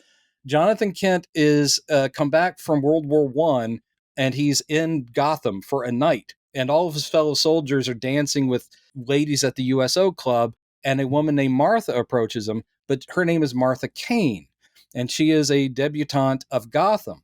And Jonathan Kent and Martha Kane have this nice evening out, quasi-romantic, but he's already married, and he does tell her, like, I've got someone at home who's also named Martha, and she's waiting for me. And he's like, they talk, and he says, before I left for the war, she found out that she's infertile. So even though we would love to have kids, we're never going to have kids. But I'm going back to Kansas. And Martha Kane's like, well, I'm glad we're both dancing and having a good time because I'm worried about my fiance, Thomas. He's a medic. He's over there fighting and he's a doctor. And I hope he comes back because I miss him. So basically, it's two people having an almost romantic evening, but saying, I have somebody else. But for one night, we've met. And he also saves her from a mugger. So Jonathan Kent just happens when she's walking into her apartment, she's getting mugged, and he saves her, but breaks his glasses in the attempt to stop this guy. So he gets on the train for Kansas, and a messenger brings him a little package, and he opens it, and it's a brand new pair of glasses that are his prescription. And it's like, from the other Martha. And it's all just preamble of eventually Clark will land and eventually Bruce will be born. She's already pregnant. So Thomas had left. They hadn't actually married yet, and she's pregnant with Bruce, but he has not been born yet. So that was my whole thing. It was like, I love the idea that both of their mothers' names are Martha. And that's what gave me the idea of the story of what if Pa Kent and Martha Kane met before all this stuff. So yeah, it's clever, but the way they deliver it here, it's really silly. It's really stupid, and it's unnecessarily. Silly. And also, again, it makes Batman look very easily manipulated. Yeah. He doesn't seem to have the control of his intellect as in a great detective, or just his rationale. He is so emotionally driven in this movie. Batman is driven by like pain, but he doesn't show it. And here he's just like, what? You said my mom's name. What it should have been, really, if the battle had to drag on that long without Superman just saying what he needed to say, when he finally says it, it should have been, they could have still used a Martha line, but say like Superman finally says, look, my mom, they're holding my mom. They're going to kill my mom. What? What do you mean? Yeah, exactly. It could have been first mom. Yeah. And then like saying her name's Martha is like, that's my mom's name. Well, also if they had Batman already knowing that Superman is Clark Kent, then he could say, yeah, they've got my mom. And he could then have a moment of realization of like, your mother's name is Martha Kent. Yeah. It's like, exactly. Right. And they're going to kill her. Yeah. And it's like, my mom's name was Martha too. It could be softer, as in, instead of this like testosterone moment, it could be like, Jesus, we both have moms. They were both named Martha. It's a thin connection, but you are a son. I mean, Lois running in and saying that's his mother's name is fairly effective, because Batman is just realizing you may be an alien, but you were raised as us. You've got a human mom and you're just worried about her. This has been because of blackmail. And that is, as you say, you get the point across. Batman's going to do the right thing, which he does. He's like, I promise you, Martha will be safe. And he goes and he has a pretty badass takedown scene in that warehouse, which is awesome Batman stuff. Only involves, again, about 4 more murders. But other than that, it's pretty badass. It's pretty badass. But here's a big problem I have with it. This is one of those mind-numbingly stupid things in the script. I'm ready. Your mind must really be numb, because a lot of these instances numbed your mind. I know. So they figure out, okay, look, because it's on the news that there's something weird going on at the Kryptonian ship, and Superman needs to check that out. And obviously, Martha Kent needs to be saved. This is dividing up. It's like, you go save Martha, I'll go look at what the weird lightning happening over at the ship is. But it doesn't make any sense. This is all happening Gotham and Metropolis, right over across the river from each other. Yes. Martha Kent's being held in a warehouse somewhere in Gotham, apparently. They know, Batman knows where she is. Superman has to go over to the ship. And they say, look, Superman's like, I'm going to go save my mom. It's like, no, I got it. You go to that ship. I've got it. Superman, it would have taken him 5 seconds to fly into that warehouse, save his mom, and then put her somewhere safe. The second Luthor threatened her that way, I mean, with his X-ray vision, he wouldn't have been able to find where she is and then automatically go save her. Assuming he needed Batman to find out where she was, which in that moment he did. I've tracked the Russian's phone to a warehouse near the port. You're locked onto it. Superman could have taken care of it like that. Yes. Batman takes him like 10, 15 minutes or something. I'm exaggerating. Look, this is one thing I will say, is that this is acknowledging a problem with comics in general, is that some of these powers, and Superman is so overpowered, but of course I love that. But the whole thing is that you have to write in dumbness like this, because the explanation could be Superman can always stop anything instantly, pretty much quickly. Before Lex could finish a line of threat, it could all be done. Right. So you have to put in obstacles, or he's wounded, or he didn't hear, he's focused on something else, and all that kind of stuff. Well, the thing they try to write in this thing that there's this urgency that he's got to get to the Kryptonian ship, but they totally botch it. Because Batman goes to this really Herculean effort he has to go through to save Martha. And he almost doesn't succeed, She very nearly gets killed in the end. The explosion still happens, but he's got his explosion-proof cape. Meanwhile, we cut back to the Kryptonian ship, and Superman finally shows up to confront Luthor in the ship. Yeah.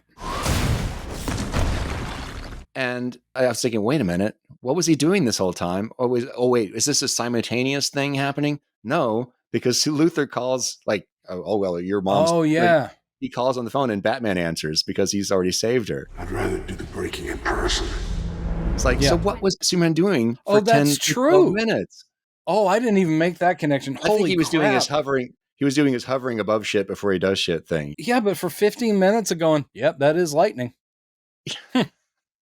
Luthor's in there. I can see him. It's really, really fucking stupid. What's he doing? What's in that big sack? And I didn't catch this the first time I watched it. I didn't catch that either. That it is because he picks the phone up. Yeah, you failed. I got Martha, not my Martha, but I saved another Martha. It took Superman like 10 minutes to get from across the water. Some bullshit. It's really stupid. And I like the fact that Diana Prince throughout this movie is almost ready to leave at every moment. She's like leaving, like she's on the plane now. She's like, I guess because there's lightning, I should go check this out. All right. Plus, this movie did have, and I remember the hype. This movie does have. We've skipped over it, but the scene where Diana Prince opens. No, is it Batman that opens the file? No, she opens the files because he sends her the decrypted stuff, and she opens the files on Aquaman and the Flash and Cyborg, and you're like, yeah, okay. We'd seen, we get to see her opening, but it's implied. Obviously, Batman had already seen all this data. Yeah. He's the one who sends it to her. So this is all stuff that Luthor has on file about these people. Yeah, he knows all their identities. Well, I guess not. I mean, Aquaman is just like I'm sure he could figure out Barry Allen because, Central City, whatever, but a guy under the ocean. And he's designed their logos for them. Yeah, that's right. And then Cyborg, I mean, all the info's there, including I'm using this alien mother box to create Cyborg. That's a new 52 take where it's like Cyborg's tech is also based on apocalyptian tech. Okay. Anyway, so now it's time for the big showdown. Superman's like, I'm going to stop you, Luthor. And he goes, yeah, well, good luck doing that because here's your doomsday. I named him. Yeah. And this creature is just born.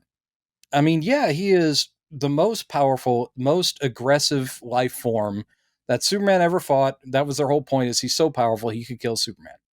But this thing is seconds old and already knows who his target is. And he has no desire other than to destroy it. I don't know how something is born with implanted idea of like, Superman bad, gonna kill him. Actually, I think he does try to kill Luthor first, and Superman does stop him. That's right. The fist. That's true. So Doomsday is just about killing. And he never says a word. He just growls and looks like an orc. He looks like literally that. They fight. It's CG. There's a lot of explosions.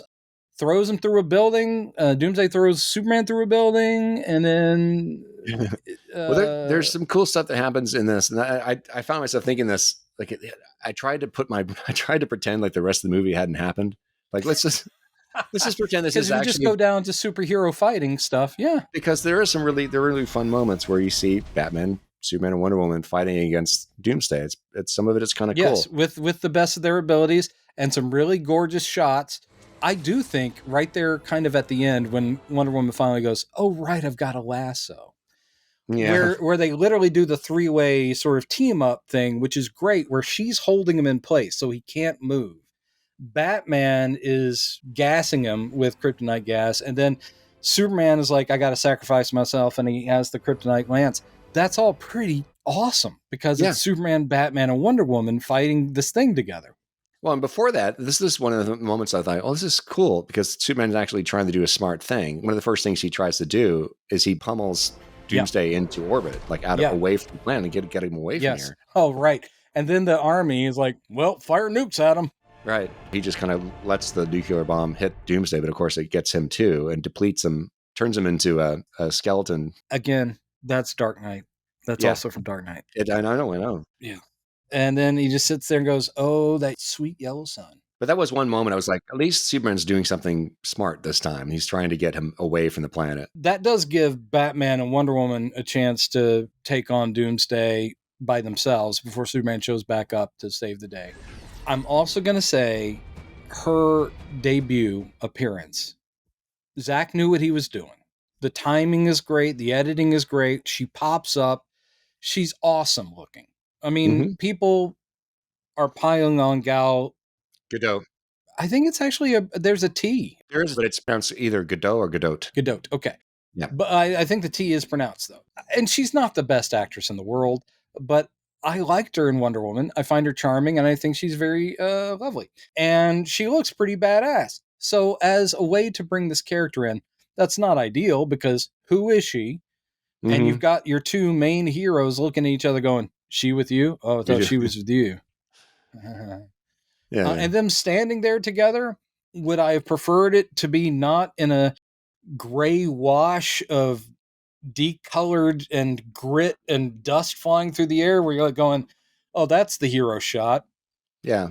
It is a hero shot, but I wouldn't mind some color. This, and you already talked about this, but here's the biggest problem with this whole scene. This is why I tried to pretend the rest of the movie hadn't happened up to this point, because in order for this whole ending scene to have any impact at all, these three characters they should have known each other for years already. Yes, when you're going to the death of Superman and Doomsday, it means nothing if these are three virtual strangers fighting something together. Yeah. The forming of the Justice League based on Superman's death, and again, this chance meeting of two heroes, it's just weak. It's not what you want. And yes, it means more when they are like, we are a team.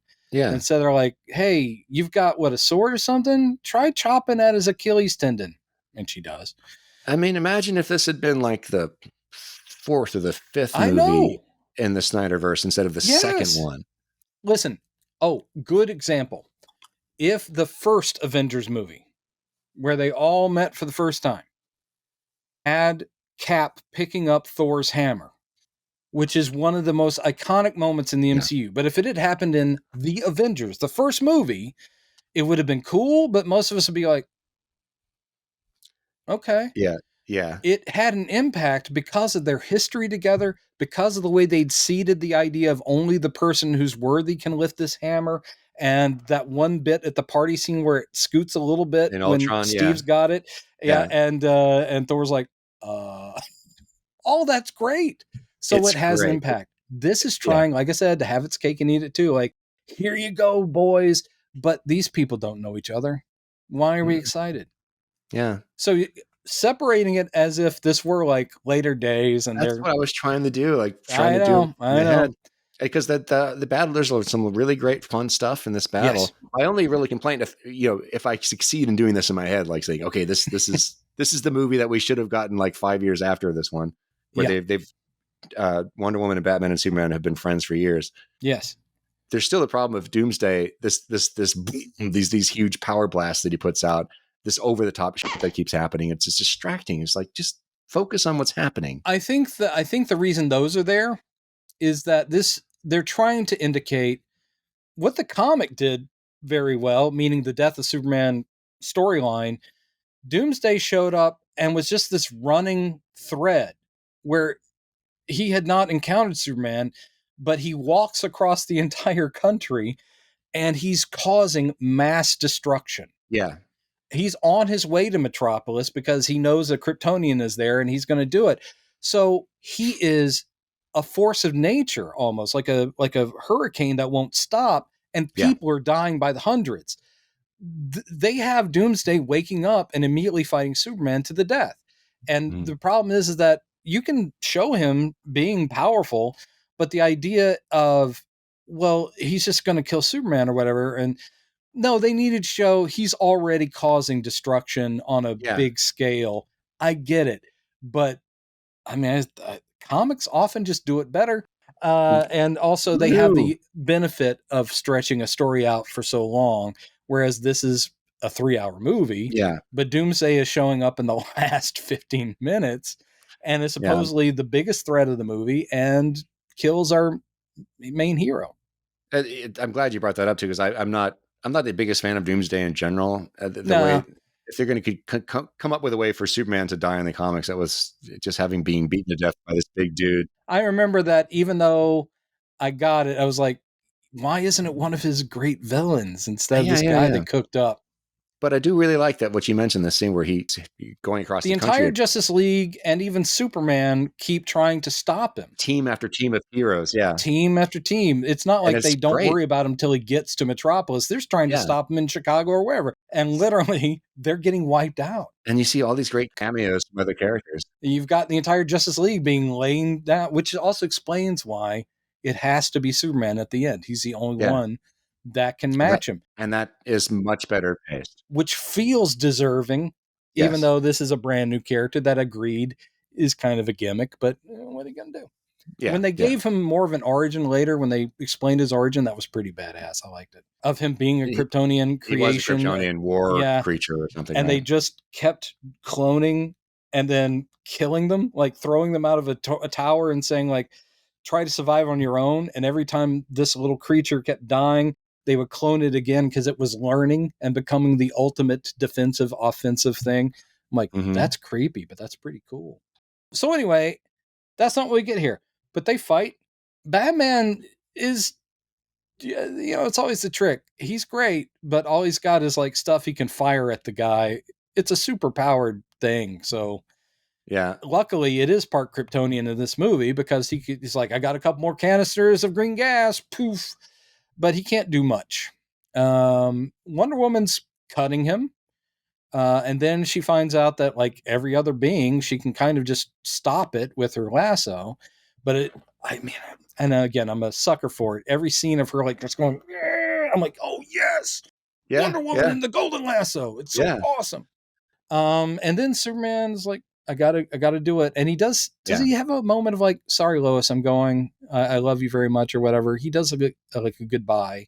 Yeah, because she's trying to get the spear out of the pool first. Yes, so he has to fly. He in there to get the spear, battling, and he hears her. And I was like, that's a good moment. That was a very Christopher Reeve Superman moment where he hears and he flies to save her. That was well done.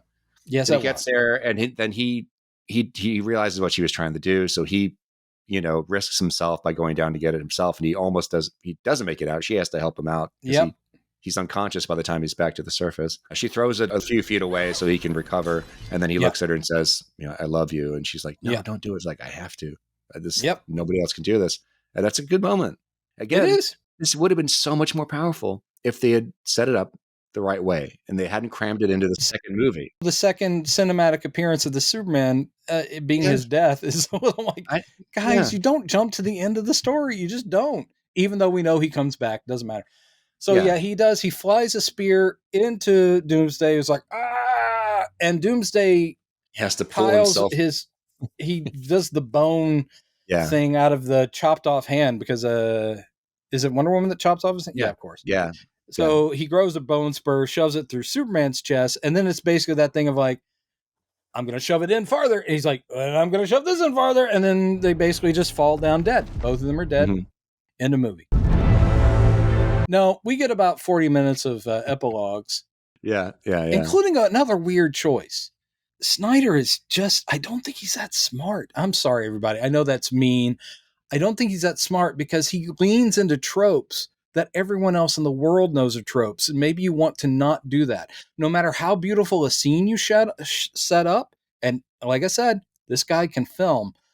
But maybe don't have a bagpiper doing Amazing Grace out in the middle of Smallville, Kansas. I do like that we get Pete Ross. Oh, yeah, of course. The priest from the first movie. Yeah, I thought that was great. Who apparently is the Kent's priest. Yeah. So the two people who know that Clark is Superman. I thought that was kind of cool.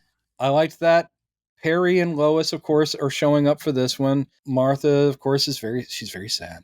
Lois is very sad. And apparently the Kansas funeral's the real one. The state funeral, which we also see is, they say it's like, they're burying an empty coffin. And it's like they're burying him like he was military.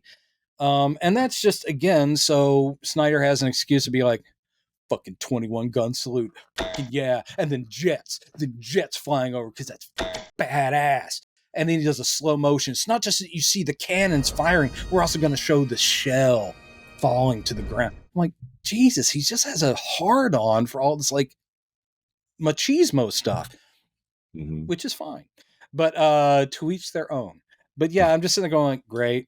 So he gets 2 funerals. Bruce Wayne paid for the funeral. That's cute, where Martha's like, oh, I'm sorry, I got to go back and get my paycheck. I haven't paid you guys the down payment for the funeral. And they're like, it's already taken care of. It's like, who? An anonymous donor. Yeah, Pete Ross actually has that line of dialogue. He finally gets to talk. He said it's all taken care of. By whom? Everyone in the theater stands up and goes, Bruce Wayne! Because, anonymous donor. And of course he's there, too. He's just standing a ways away. Well, they have that dialogue hinting towards the formation of Justice League. Yeah, it's like, we let him down. We have to do better. We have to... They're like going, wait, what is that? What time is it? Is it the dawn of justice? But he says that we're going to have to fight together and you need to help me find other people. And she's like, some of them probably don't want to be found. She says, well, we have to do it. And she's like, well, why? What's going on? And he goes, just a feeling. Just a feeling. Yeah. You know what I would have said if I were him? I had a terrifying premonition that was delivered by a super fast guy in a mask who's the same guy that I have video of. And before this, we have Lex Luthor being shaved bald in prison. Yes. And before this too, we catch him in the middle of some kind of Skype call he was having with Steppenwolf. Yeah. And he disappears. And so that's what Luthor is alluding to later, that he's been in communion with something the gods bad of apocalypse. Terrible is coming. And that's pretty good. Batman visits Luthor in jail via like a magic trick. There's official prison guards here. They're standing there. Then the lights go out, and now it's just Batman in the cell with Luthor. And when Batman disappears after doing the brand, but not on Luthor, but onto the wall, like, I've learned my lesson. I still like this brand. It's pretty badass, but I'm not going to put it on people anymore.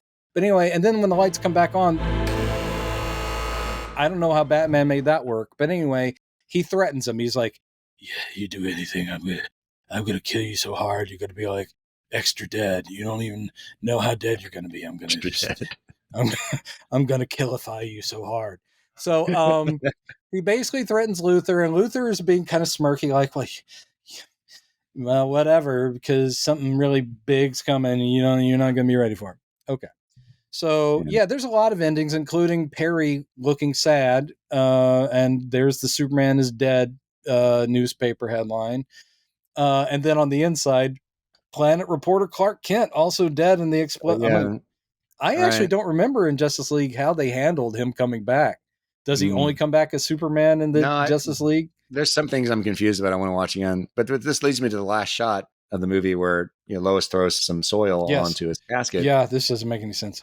And then right before it cuts, you see some of the soil start to rise up. Yeah, which makes no sense. The way that Superman is resurrected in the next movie makes no sense. That would be somewhat like the comic, where the Kryptonian robots come to the tomb and take him back to the fortress because they know there's still life energy in him. Yeah, it's just he's Kryptonian. It didn't show, and they can. So yeah, that would indicate maybe there's that sort of literal power inside of him, and it's causing that on the outside. Yeah. You could say that. But in Justice League, when we see this pay off, it's only due to mother boxes, and he was dead. So, the reason they couldn't do this in this, there is no Fortress of Solitude in this version of the story. Yeah, that we do still his ship. I mean, the Fortress of Solitude in this movie is that crashed ship in Metropolis, which Zod had gotten from the Arctic crash lands. Yeah. Right. But the only way that I guess they could have done it properly is if the ship somehow gets fixed, maybe because of what Luthor had done to it. It flies off on its own, and then nobody knows where it is. And then later they find out that Superman was taken. It'd be a little bit like, it just went back to its previous place. It's in the Arctic. Yeah. And that would have been kind of neat if they did it that way. This universe doesn't work. And even if there's some good dialogue, some well-written dialogue, there's a lot, which is why we've now gone on for a couple hours plus on it. There's a lot where you sit there going, they just were ignoring stuff and saying, no one will catch that. Or they themselves didn't catch how these things, even if they're explaining the story that they're presenting, contradict the movie they've already made and pre-contradict the movie they're about to make. So it's like, guys, sit down and figure it out. And very often the problem is they've overcomplicated and unnecessarily changed things that work pretty well in the comics. And the comics aren't logic proof. They're comics. They're superhero comics, which is something that James Gunn gets. He's sitting there going like, in Superman, James Gunn, he has a scene where Kal-El is able to save himself, Krypto, Metamorpho, and Metamorpho's child from a black hole simply through super breath. That is as comic books as it gets, because that doesn't work. And I don't care, because his universe is set up to be both a little bit ours and a lot of it just straight up DC Comics universe, where these things happen because it's superhero comics. Real worlding them has never really helped. I love a lot of the Nolan Batman movies. I love a lot of them, but the things that they skip are some of the things that I feel were a mistake to leave out. Making the Joker a self-mutilized and painted guy instead of the acid bath accident kind of thing, that's dumb. Scarecrow putting on a burlap sack every now and then to freak people out is like, okay. Ra's al Ghul not having the Lazarus pits. It's just Nolan said, I don't want fantasy. I don't want anything that even smacks of it. And you're like, okay, that's your take. And these two movies, Man of Steel and Batman v Superman, no matter who wins, we lose. These and Justice League, these movies are trying to real world and also comic book it, and it very often becomes muddled and terrible. Yeah. I still think that Justice League, the director's cut, all 5 hours of it, is better than the theatrical release, but I'm not too anxious to ever watch it again.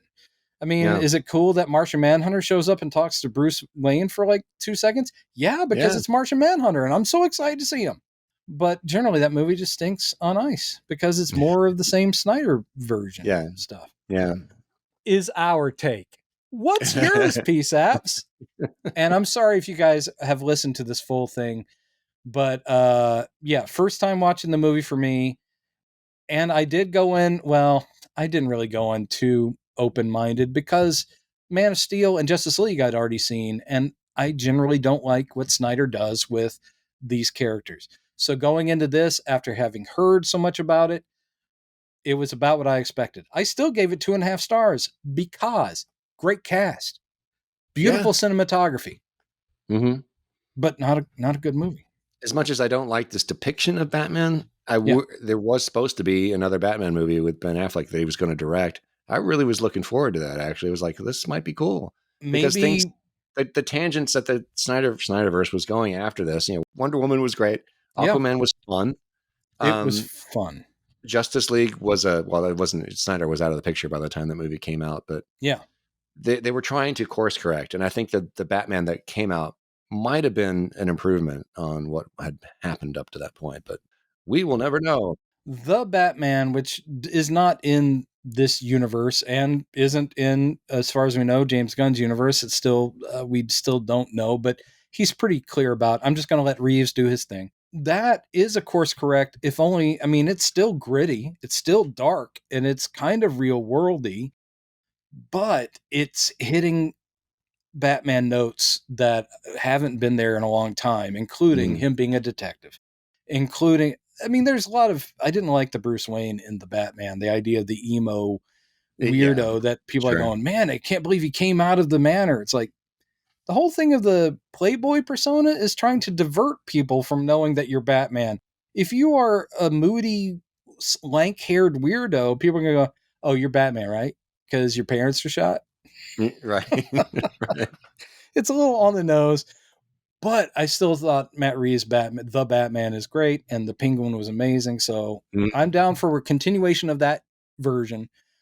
I can handle multiple versions of the character. It's just I have my preferences, and that's true of Superman. All like I said at the beginning, those of you who love what Snyder did with Superman, you're entitled. I just don't. And I'm glad that I've done my due diligence. I've seen them all now, and probably won't return because he's not my dude. I'll watch Christopher Reeve, maybe not 3 or 4, maybe 4 again, because parts of it cracked me up. But yeah, I'll watch Chris or I'll watch our new boy. Mr. Cornsweat is the guy I like. Yeah. Even if his Kryptonian parents are dicks. See, I can have problems with movies I love. That's the point. And I can like things in movies I hate. Yes, as some of our listeners are learning. There you go. And again, I wish Zack Snyder all the best. So don't feel this was any kind of an attack. This was just a personal review of a movie I hadn't seen yet. Okay. On that note, bye. Peace out. Peace out. Bye, y'all. Thank you very much. I hope you're feeling okay. I'm feeling okay. I'm getting better. Good. I'm getting better. I feel pretty bad, and the main reason is I ate something last night that really didn't sit well with me. Oh, it was Batman v Superman.